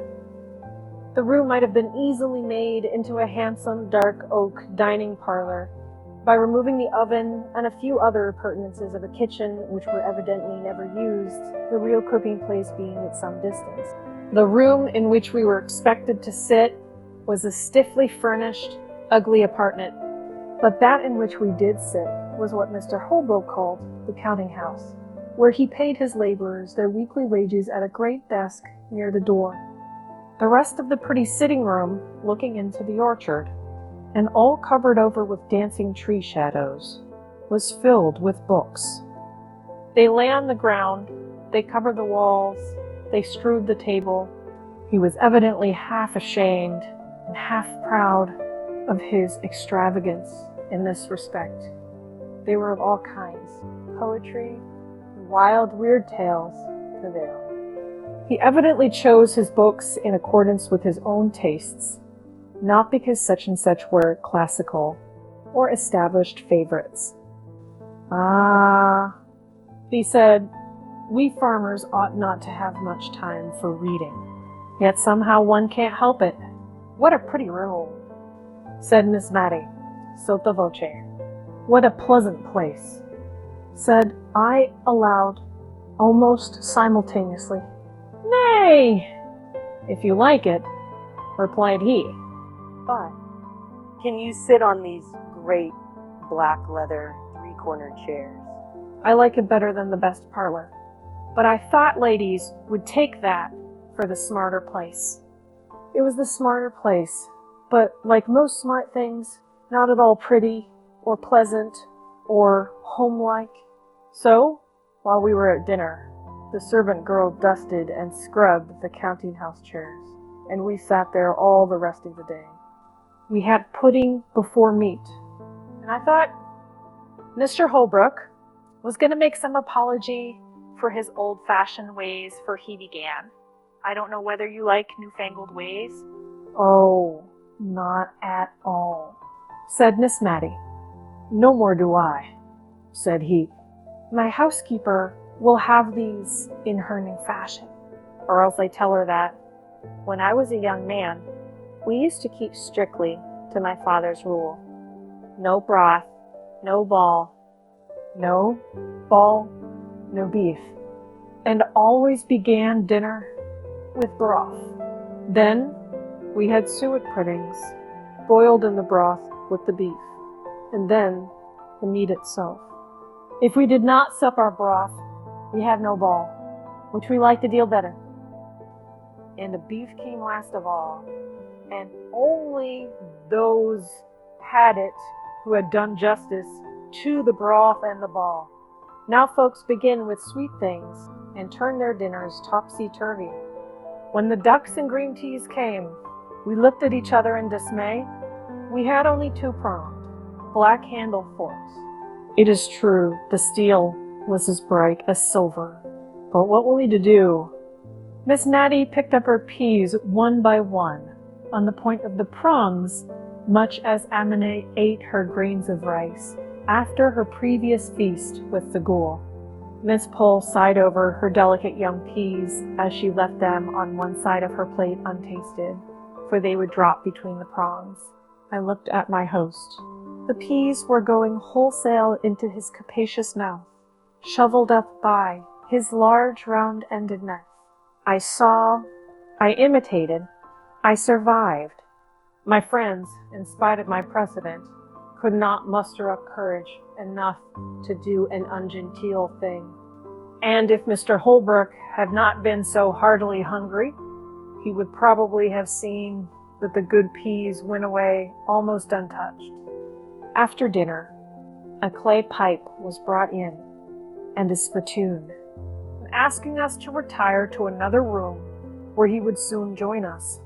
If we disliked tobacco smoke, he presented his pipe to Miss Matty and requested her to fill the bowl. This was a compliment to a lady in his use, when it was rather inappropriate to propose it as an honor to Miss Matty, who had been trained by her sister to hold smoking of every kind in utter abhorrence. But if it was a shock to her refinement, it was also a gratification to her feelings to be thus selected. So she daintily stuffed the strong tobacco into the pipe, and then we withdrew. "It is very pleasant dining with a bachelor," said Miss Matty softly, as we settled ourselves in the counting house. "I only hope it's not improper." "So many pleasant things are. What a number of books he has," and said Miss Pole, looking round the room. "And how dusty they are." "I think it must be like one of the great Dr. Johnson's rooms," said Miss Matty. "What a superior man your cousin must be." "Yes," said Miss Pole, "he's a great reader, but I'm afraid he has got into very uncouth habits with living along." Oh, uncouth is too hard a word. I should call him eccentric. Very clever people always are," replied Miss Matty. "Now what color are ash buds in March?" When Mr. Holbrook returned, he proposed a walk in the fields, but the two elder ladies were afraid of damp and dirt, and had only very unbecoming calashes to put on over their caps. So they declined, and I was again his companion in a turn which he said he was obliged to take out to sea after his men. I see Milan, I put in the air, exist in one significant. Similar to the air, you must be tried walking. He walked before me with a stooping gait, his hands clasped behind him. And as some tree or cloud or glimpse of distant upland pastures struck him, he quoted poetry to himself, saying it out loud in a grand sonorous voice, with just the emphasis that truth. We came upon an old cedar tree which stood at one end of the house. The cedar spreads his dark green layers of shade. Capital term, layers. Wonderful man, very. I did not know whether he was speaking to me or not, but I put in an assenting wonderful, although I knew nothing about it, just because I was tired of being forgotten and of being consequently silent. He turned sharp round. "Aye, you may say, wonderful. Why, when I saw the review of his poems in Blackwood, I set off within an hour and walked 7 miles to Misselton, for the horses were not in the way, and ordered them. Now, what color are ash buds in March? Is the man going mad? Thought I, he is very like Don Quixote. What color are they, I say? Repeated he vehemently. I'm sure I don't know, sir, said I, with the neatness of ignorance. I knew you didn't. No more did I. An old fool that I am. Till this young man comes and tells me, black as ash buds in March, and I've lived all my life in the country. More shame for me not to know. Black, they're jet black, madam. He went off again, swinging along to the music of some rhyme he had got hold of.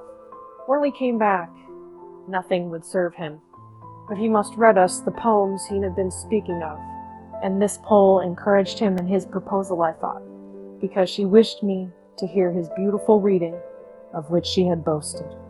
But she afterwards said it was because she had got to a difficult part of her crochet, and wanted to count her stitches without having to talk.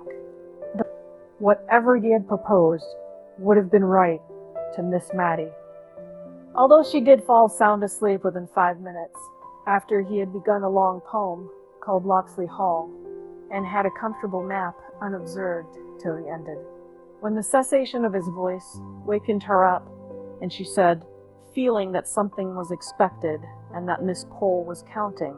What a pretty book. Pretty, madam. It's beautiful. Pretty indeed. Oh yes, I meant beautiful, said she, fluttered at his disapproval of her word.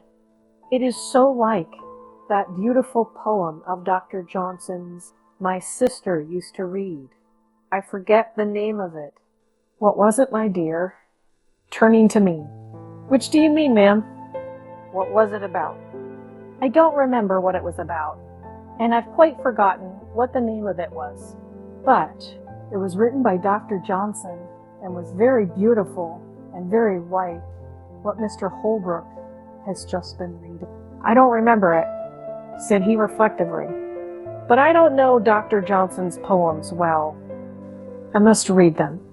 As we were getting into the fly to return, I heard Mr. Holbrook say he should call on the ladies soon and inquire how they got home. And this evidently pleased and fluttered Miss Matty at the time he said it. But after we had lost sight of the old house among the trees, her sentiments towards master of it were gradually absorbed into a distressing wonder as to whether Martha had broken her word and seized on the opportunity of Mistress's absence to have a follower. Martha worked good and steady and composed enough as she came to help us out. She was always careful of Miss Matty, and tonight she made use of this unlucky speech. Yeah? Dear ma'am, to think of your going out in an evening in such a thin shawl. It's no better than muslin. At your age, ma'am, you should be careful. My age.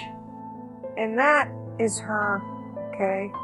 Like Miss Matty almost speaking crossly for her, for she was usually gentle.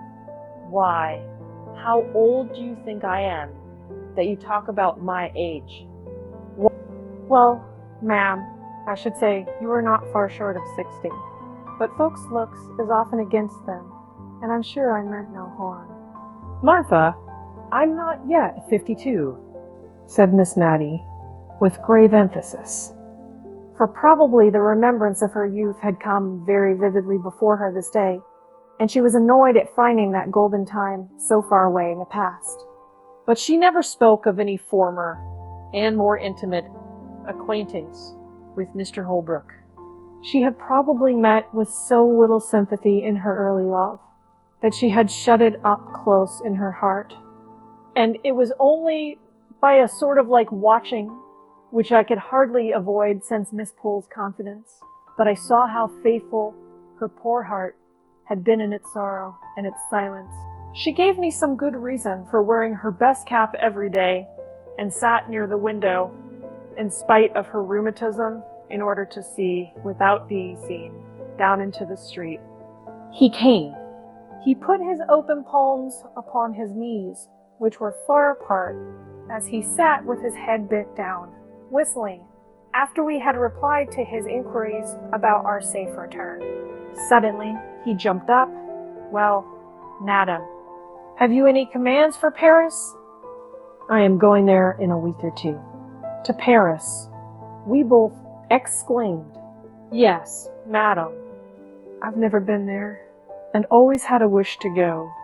And I think if I don't go soon, I mayn't go at all. So, as soon as the hay is got in, I shall go, before harvest time. We were so much astonished that we have no commissions. Just as he was going out of the room, he turned back, with his favorite exclamation, God bless my soul, madam. But I nearly forgot half my errand. Here are the poems for you. You admired so much other evening at my house. He tugged away at a parcel in his coat pocket. Goodbye, miss, said he. Goodbye, Matty. Take care of yourself. And he was gone. But he had given her a book, and he had called her Matty, just as he used to 30 years ago. I wish he would not go to Paris, said Miss Matilda anxiously. I don't believe frogs will agree with him. He used to have to be very careful what he ate, which was curious in so strong-looking a young man. Soon after this I took my leave, giving many an injunction to Martha to look after her mistress and to let me know if she thought that Miss Matilda was not so well, in which case I would volunteer a visit to my old friend, without noticing Martha's intelligence to her. Accordingly, I received a line or two from Martha every now and then. And about November, I had a note to say her mistress was very low and sadly off her food. And the account made me so uneasy that although Martha did not decidedly summon me, I packed up my things and went. I received a warm welcome, in spite of the little flurry produced by my impromptu visit, for I had only been able to give a day's notice. Miss Matilda looked miserably ill, and I prepared to comfort and cassette her. I went down to have a private talk with Martha. "How long has your mistress been so poorly?" I asked as I stood by the kitchen fire. "Well, I think it's better than a fortnight." "It is, I know. It was one Tuesday, after Miss Poole had been, that she went into this moping way. I thought she was tired and it would go off with a night's rest. But no, she has gone on and on ever since, till I thought it my duty to write to you, ma'am." "You did quite right, Martha. It is a comfort to think she has so faithful a servant about her, and I hope you find your place comfortable." "Well, ma'am, Mrs. is very kind. There's plenty to eat and drink, and no more work, but what I can do easily."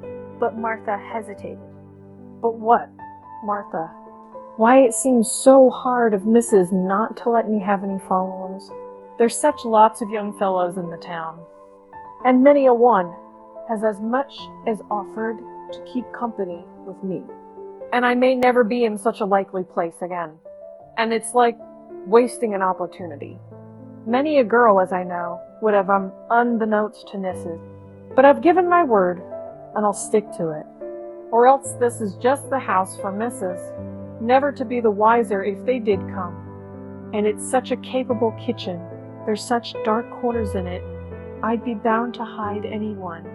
I counted up last Sunday night, for I'll not deny I was crying, because I had to shut the door in Jem Hearn's face, and he's a steady young man, fit for any girl.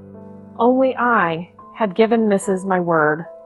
Martha was all but quarantined, and I had little comfort to give her, for I knew from old experience of the horror with which both the Miss Jenkinses looked upon followers, and in Miss Matty's present nervous state, this dread was not likely to be lessened.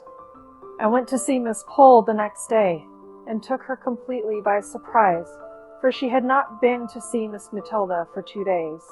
"And now I must go back with ye, my dear, for I promised to let her know how Thomas Holbrook went on. And I'm sorry to say, his housekeeper has sent ye word today that he hasn't long to live, or Thomas. That journey to Paris was quite too much for him. His housekeeper says he has hardly ever been round his fields since, but just sits with his hands on his knees in the counting house, not reading or anything, but only saying what a wonderful city Paris was. Paris has much to answer for if it's killed my cousin Thomas, for a better man never lived. Does Miss Matilda know of his illness?" Asked I, a new light as to the cause of her indisposition dawning upon me. "Dear, to be sure, yes. Has not she told you? I let her know a fortnight ago, or more, when first I heard of it. How odd. She shouldn't have told you." "Not at all," I thought, but I did not say anything. I felt almost guilty of having spied too curiously into that tender heart, and I was not going to speak of its secrets, hidden, Miss Matty believed, from all the world. I ushered Miss Poole into Miss Matilda's little drawing room, and then left them alone. But I was not surprised when Martha came to my bedroom door to ask me to go down to dinner alone, for that Mrs. had one of her bad headaches. She came into the drawing room at tea time, but it was evidently an effort to her, as if to make up for some reproachful feeling against her late sister, Miss Jenkyns, which had been troubling her all the afternoon, and for which she now felt penitent. She kept telling me how good and how clever Deborah was in her youth, how she used to settle what gowns they were to wear at all the parties, faint, ghostly ideas of grim parties, far away in the distance when Miss Matty and Miss Pole were young, and how Deborah and her mother had started the benefit society for the poor, and taught girls cooking and plain sewing, and how Deborah had once danced with the Lord, and how she used to visit at Sir Peter Arley's and tried to remodel the quiet rectory establishment on the plans of Arley Hall, where they kept 30 servants, and how she had nursed Miss Matty through a long, long illness, of which I had never heard before, but which I now dated in my own mind as following the dismissal of the suit of Mr. Holbrook. So we talked softly and quietly of old times through the long November evening. The next day, Miss Pole brought us word that Mr. Holbrook was dead. Miss Matty heard the news in silence. In fact, from the account of the previous day, it was only what we had to expect. Miss Pole kept calling upon us for some expression of regret, by asking if it was not sad that he was gone, and saying, to think of that pleasant day last June when he seemed so well, and he might have lived this dozen years if he had not gone to that wicked Paris, where they are always having revolutions. She paused for some demonstration on our part. I saw Miss Matty could not speak. She was trembling so nervously. So I said what I really felt. And after a call of some duration, all the time of which I have no doubt Miss Pole thought Miss Matty received the news very calmly, our visitor took her leave. Miss Matty made a strong effort to conceal her feelings, a concealment she practiced even with me, for she has never alluded to Mr. Holbrook again, although the book he gave her lies with her Bible on the little table by her bedside. She did not think I heard her when she asked the little milliner of Cranford to make her cap something like the Honorable Mrs. Jameson's, or that I noticed the reply, but she wears widow's caps, ma'am. Ah, I only meant something in that style. Not widows, of course, but rather, like Mrs. Jameson's, this effort at concealment was the beginning of the tremulous motion of head and hands, which I have seen ever since in Miss Matty. The evening of the day on which we heard of Mr. Holbrook's death, Miss Matilda was very silent and thoughtful. After prayers, she called Martha back, and then she stood uncertain what to say. Martha, she said, at last, you are young. And then she made so long a pause that Martha, to remind her of her half-finished sentence, dropped a curtsy and said, yes, please, ma'am. 22 last 3rd of October, please, ma'am. And perhaps, Martha, you may sometime meet with a young man you like and who likes you. I did say you were not to have followers, but if you meet with such a young man and tell me, and I find he is respectable, I have no objection to his coming to see you once a week. God forbid, said she in a low voice, that I should grieve any young hunts. She spoke as if she were providing for some distant contingency, and was rather startled when Martha made her ready, eager answer. Please, ma'am, there's Jem Hearn, and he's a joiner making 3 and 6pence a day. And 6'1" in his stocking feet, please, ma'am. And if you'll ask about him tomorrow morning, everyone will give him a character for steadiness, and he'll be glad enough to come tomorrow night. I'll be bound. Though Miss Matty was startled, she submitted to fate and love. Chapter 5. I have often noticed that almost everyone has his own individual small economies, careful habits of saving fractions in some one peculiar direction, any disturbance of which annoys him, than spending shillings or pounds on some real extravagance. An old gentleman of my acquaintance, who took the intelligence of the failure of a joint stock bank, in which some of his money was invested, with stoical mildness, worried his family all through a long summer's day because one of them had torn instead of cutting out the written leaves of his now useless bank book. Of course, the corresponding pages at the other end came out as well, and this little unnecessary waste paper, his private account, chafed him more than all the loss of his money. Envelopes fretted his soul terribly when they first came in. The only way in which he could reconcile himself to such waste of his cherished article was by patiently turning inside out all that were sent to him, and so making them serve again. Even now, though tamed by age, I see him casting wistful glances at his daughters when they send a hole inside of a half sheet of notepaper with the 3 lines of acceptance to an invitation written on only one of the sides. I am not above owning that I have this human weakness myself. String is my foible. My pockets get full of little hanks of it, picked up and twisted together, ready for uses that never come. I am seriously annoyed if anyone cuts the string of a parcel instead of patiently and faithfully undoing it fold by fold. How people can bring themselves to use India rubber rings, which are a sort of deification of string, as lightly as they do, I cannot imagine. To me, an India rubber ring is a precious treasure.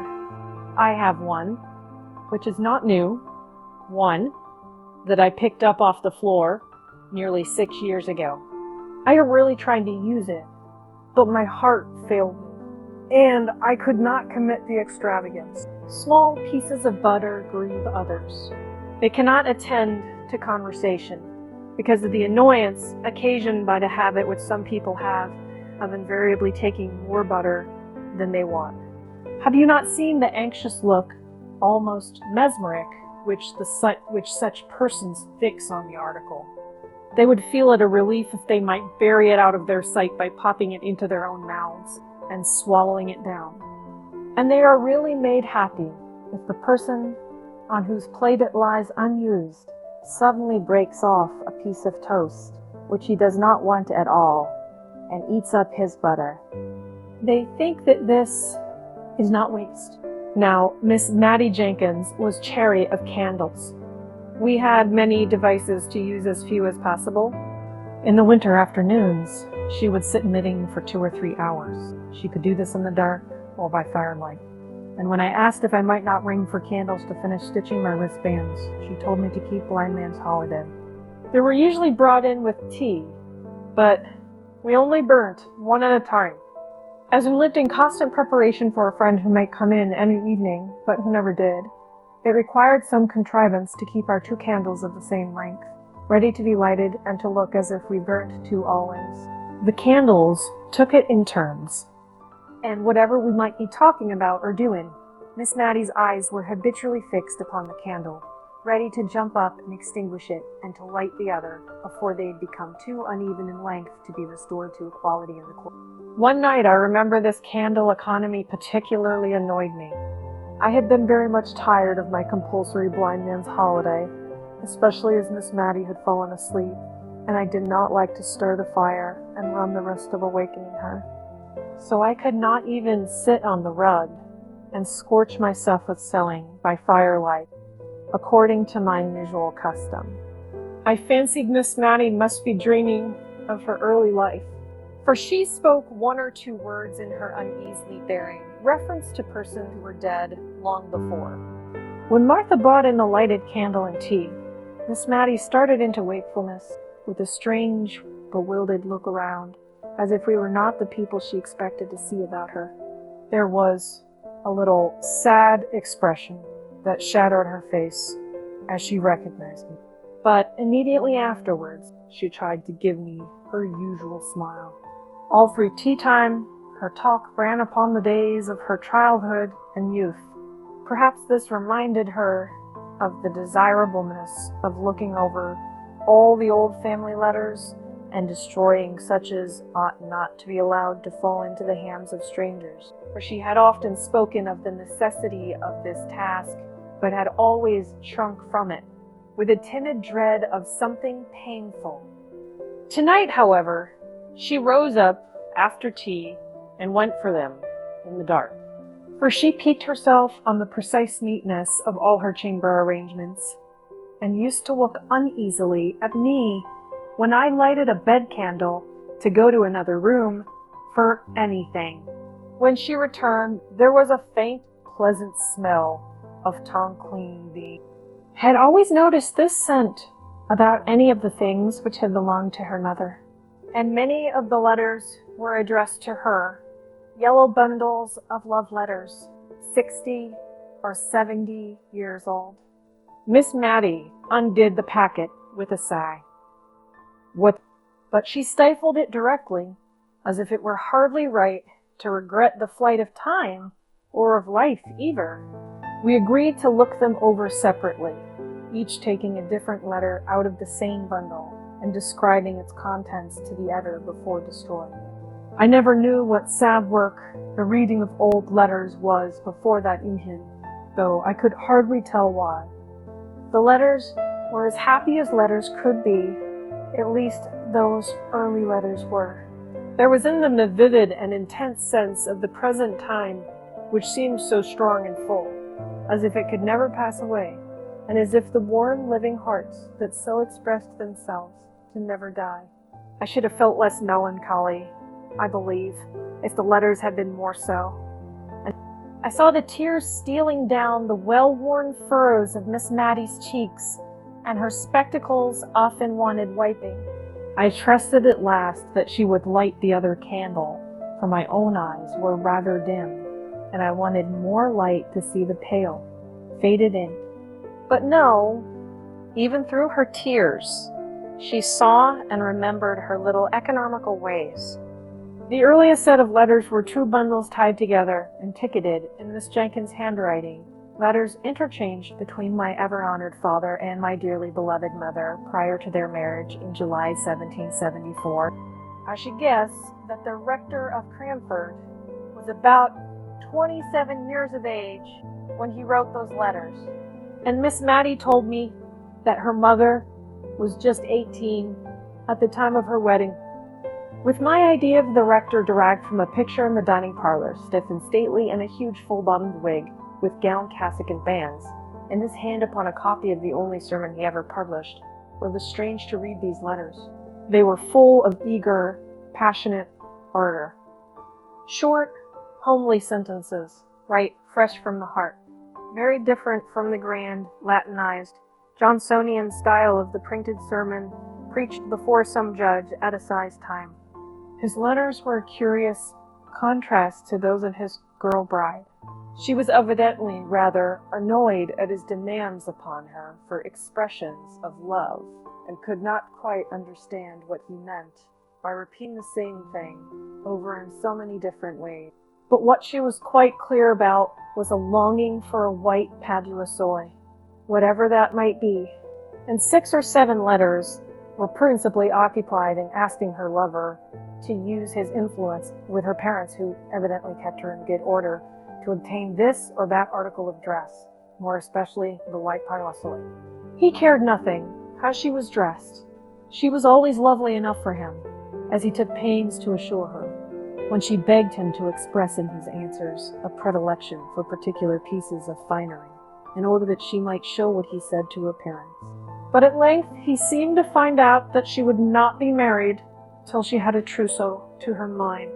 And then he sent her a letter, which had evidently accompanied a whole box full of finery, and in which he requested that she might be dressed in everything her heart desired. This was the first letter, ticketed in a frail, delicate hand, from my dearest John. Shortly afterwards they were married, I suppose, from the intermission in their correspondence.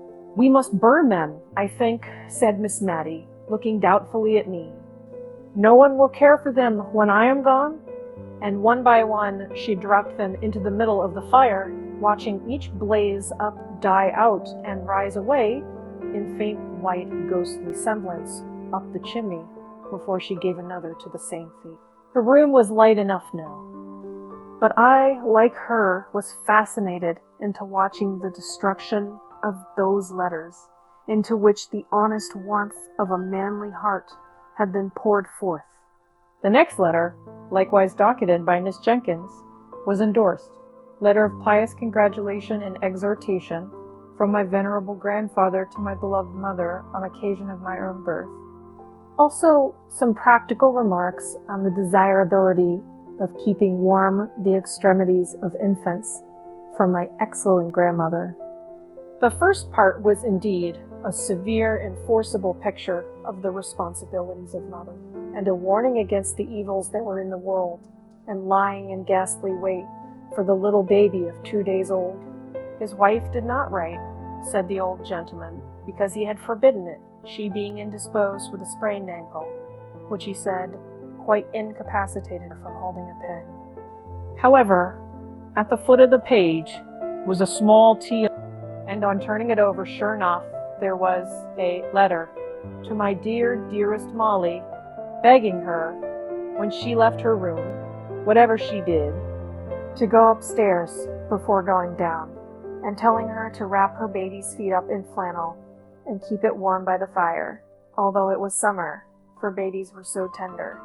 It was pretty to see from the letters, which were evidently exchanged with some frequency between the young mother and the grandmother, how the girlish vanity was being weeded out of her heart by love for her baby. The white paduasoy figured again in the letters, with almost as much vigor as before. In one, it was being made into a christening cloak for the baby. It decked it when it went with its parents to spend a day or two at Arley Hall, but added to its charms when it was the prettiest little baby that ever was seen. Dear mother, I wish you could see her. Without any partiality, I do think she will grow up a regular beauty. I thought of Miss Jenkyns, gray, withered, and wrinkled, and I wondered if her mother had known her in the courts of heaven. And then I knew that she had, and that they stood there in angelic guise. There was a great gap before any of the rector's letters appeared, and then his wife had changed her mode of her endorsement. It was no longer from my dearest John. It was from my honored husband. The letters were written on occasion of the publication of the same sermon which was represented in the picture.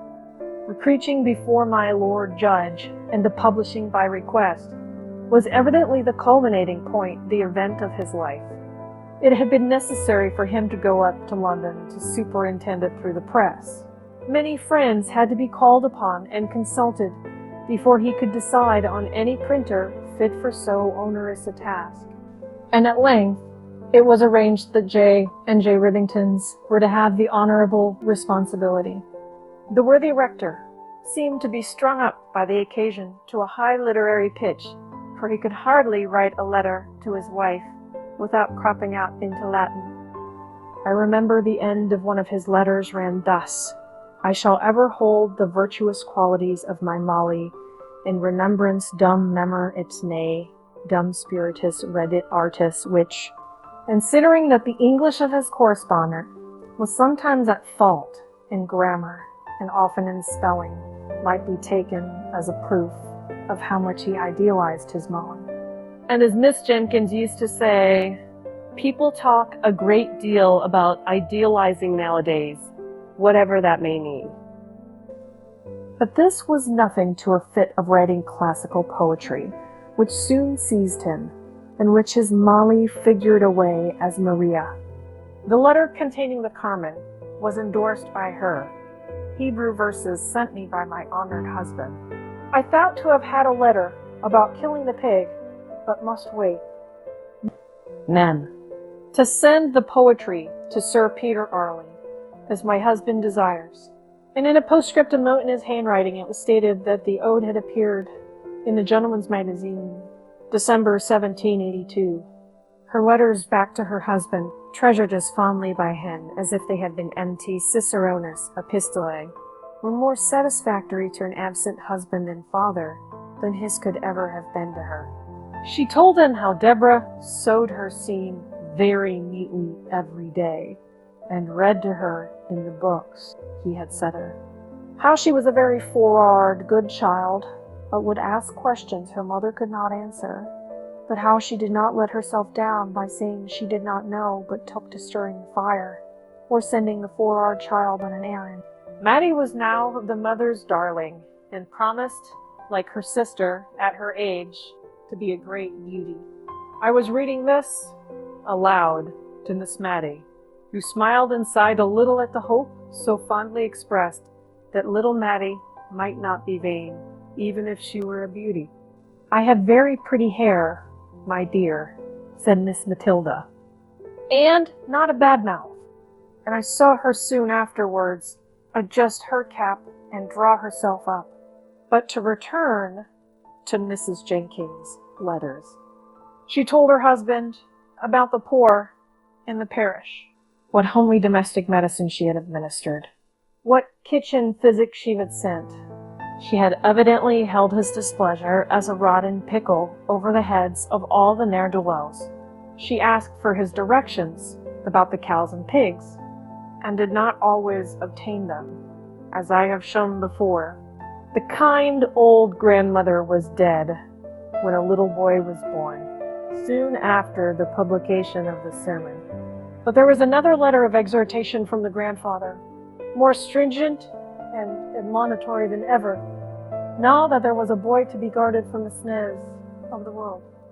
He described all the various sins into which men might fall, until I wondered how any man ever came to a natural death. The gallows seemed as if it must have been the termination of the lives of most of the grandfather's friends and acquaintances, and I was not surprised at the way in which he spoke of this life being a vale of tears. It seemed curious that I should never have heard of this brother before, but I concluded that he had died young, or else surely his name would have been alluded to by his sisters. By and by we came to packets of Miss Jenkyns' letters. These Miss Matty did regret to burn.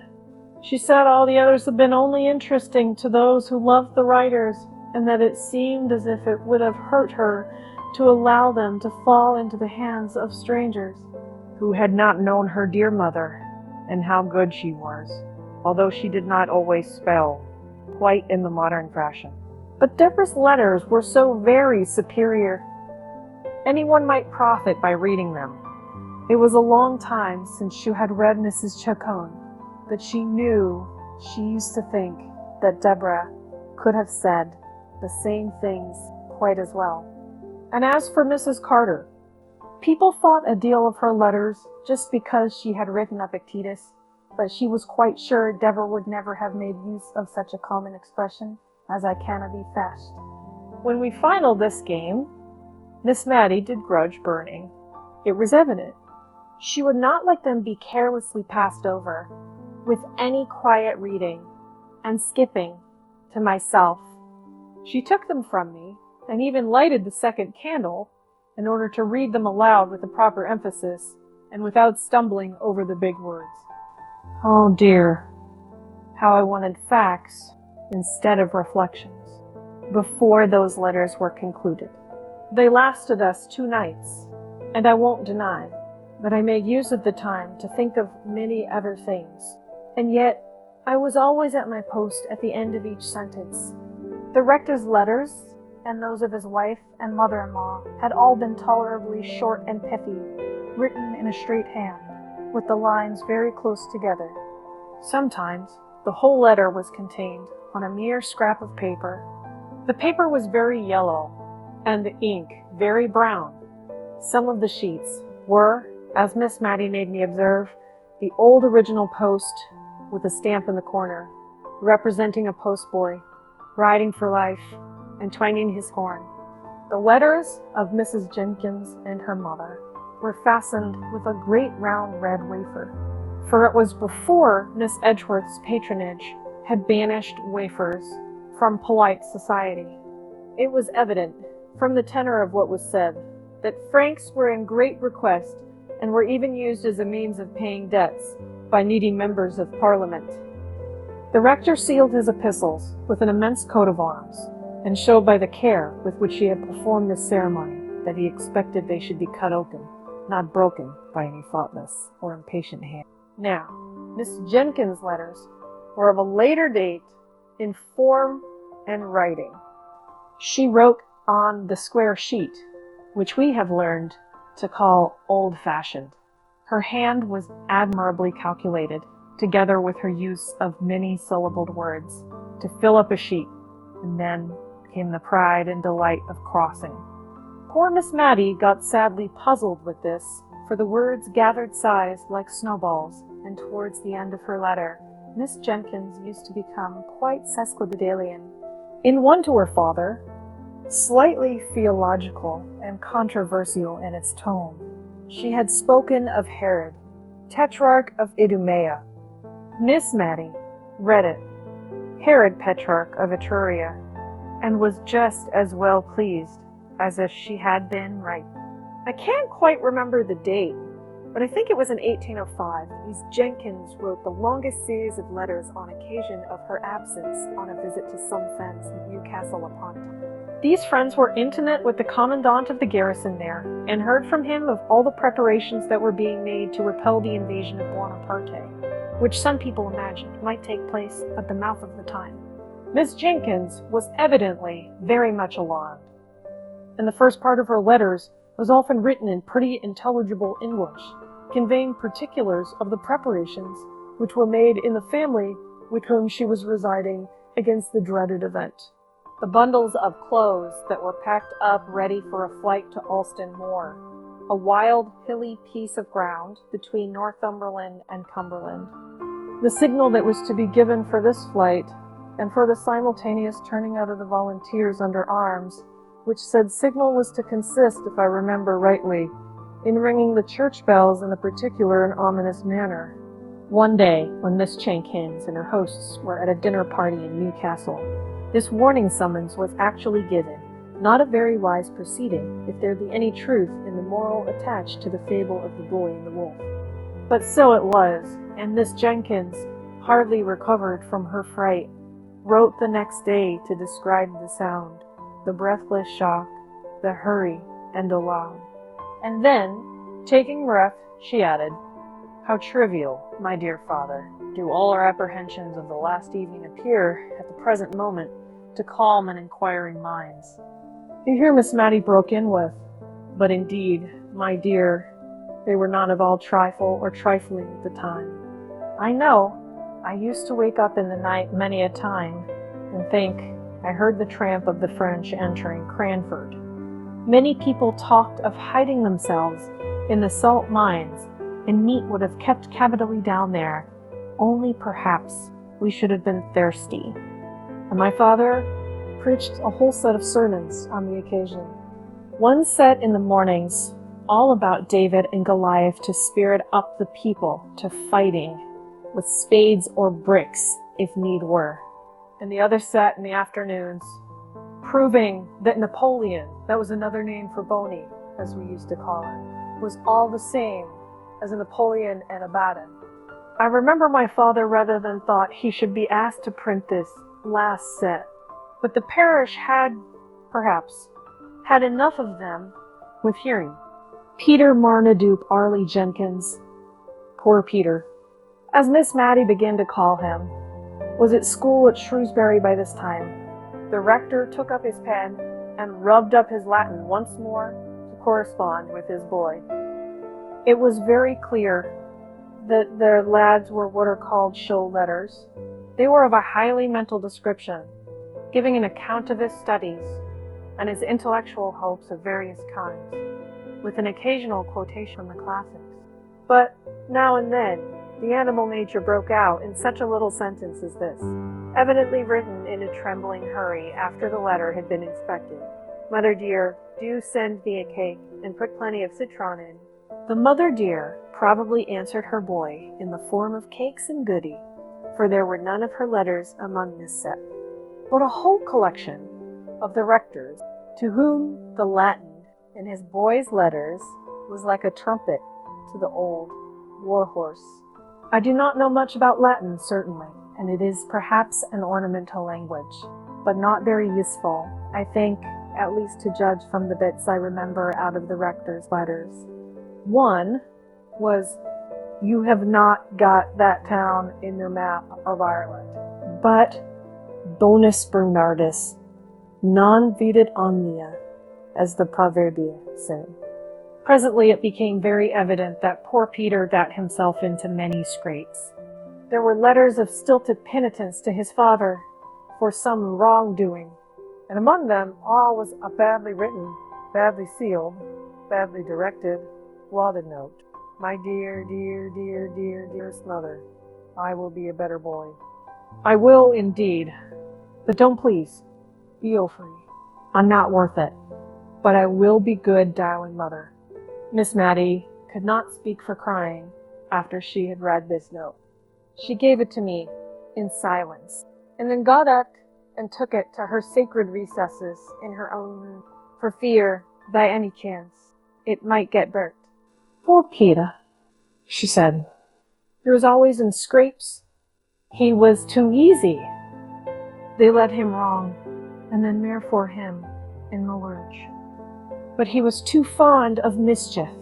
He could never resist a joke. Poor Peter.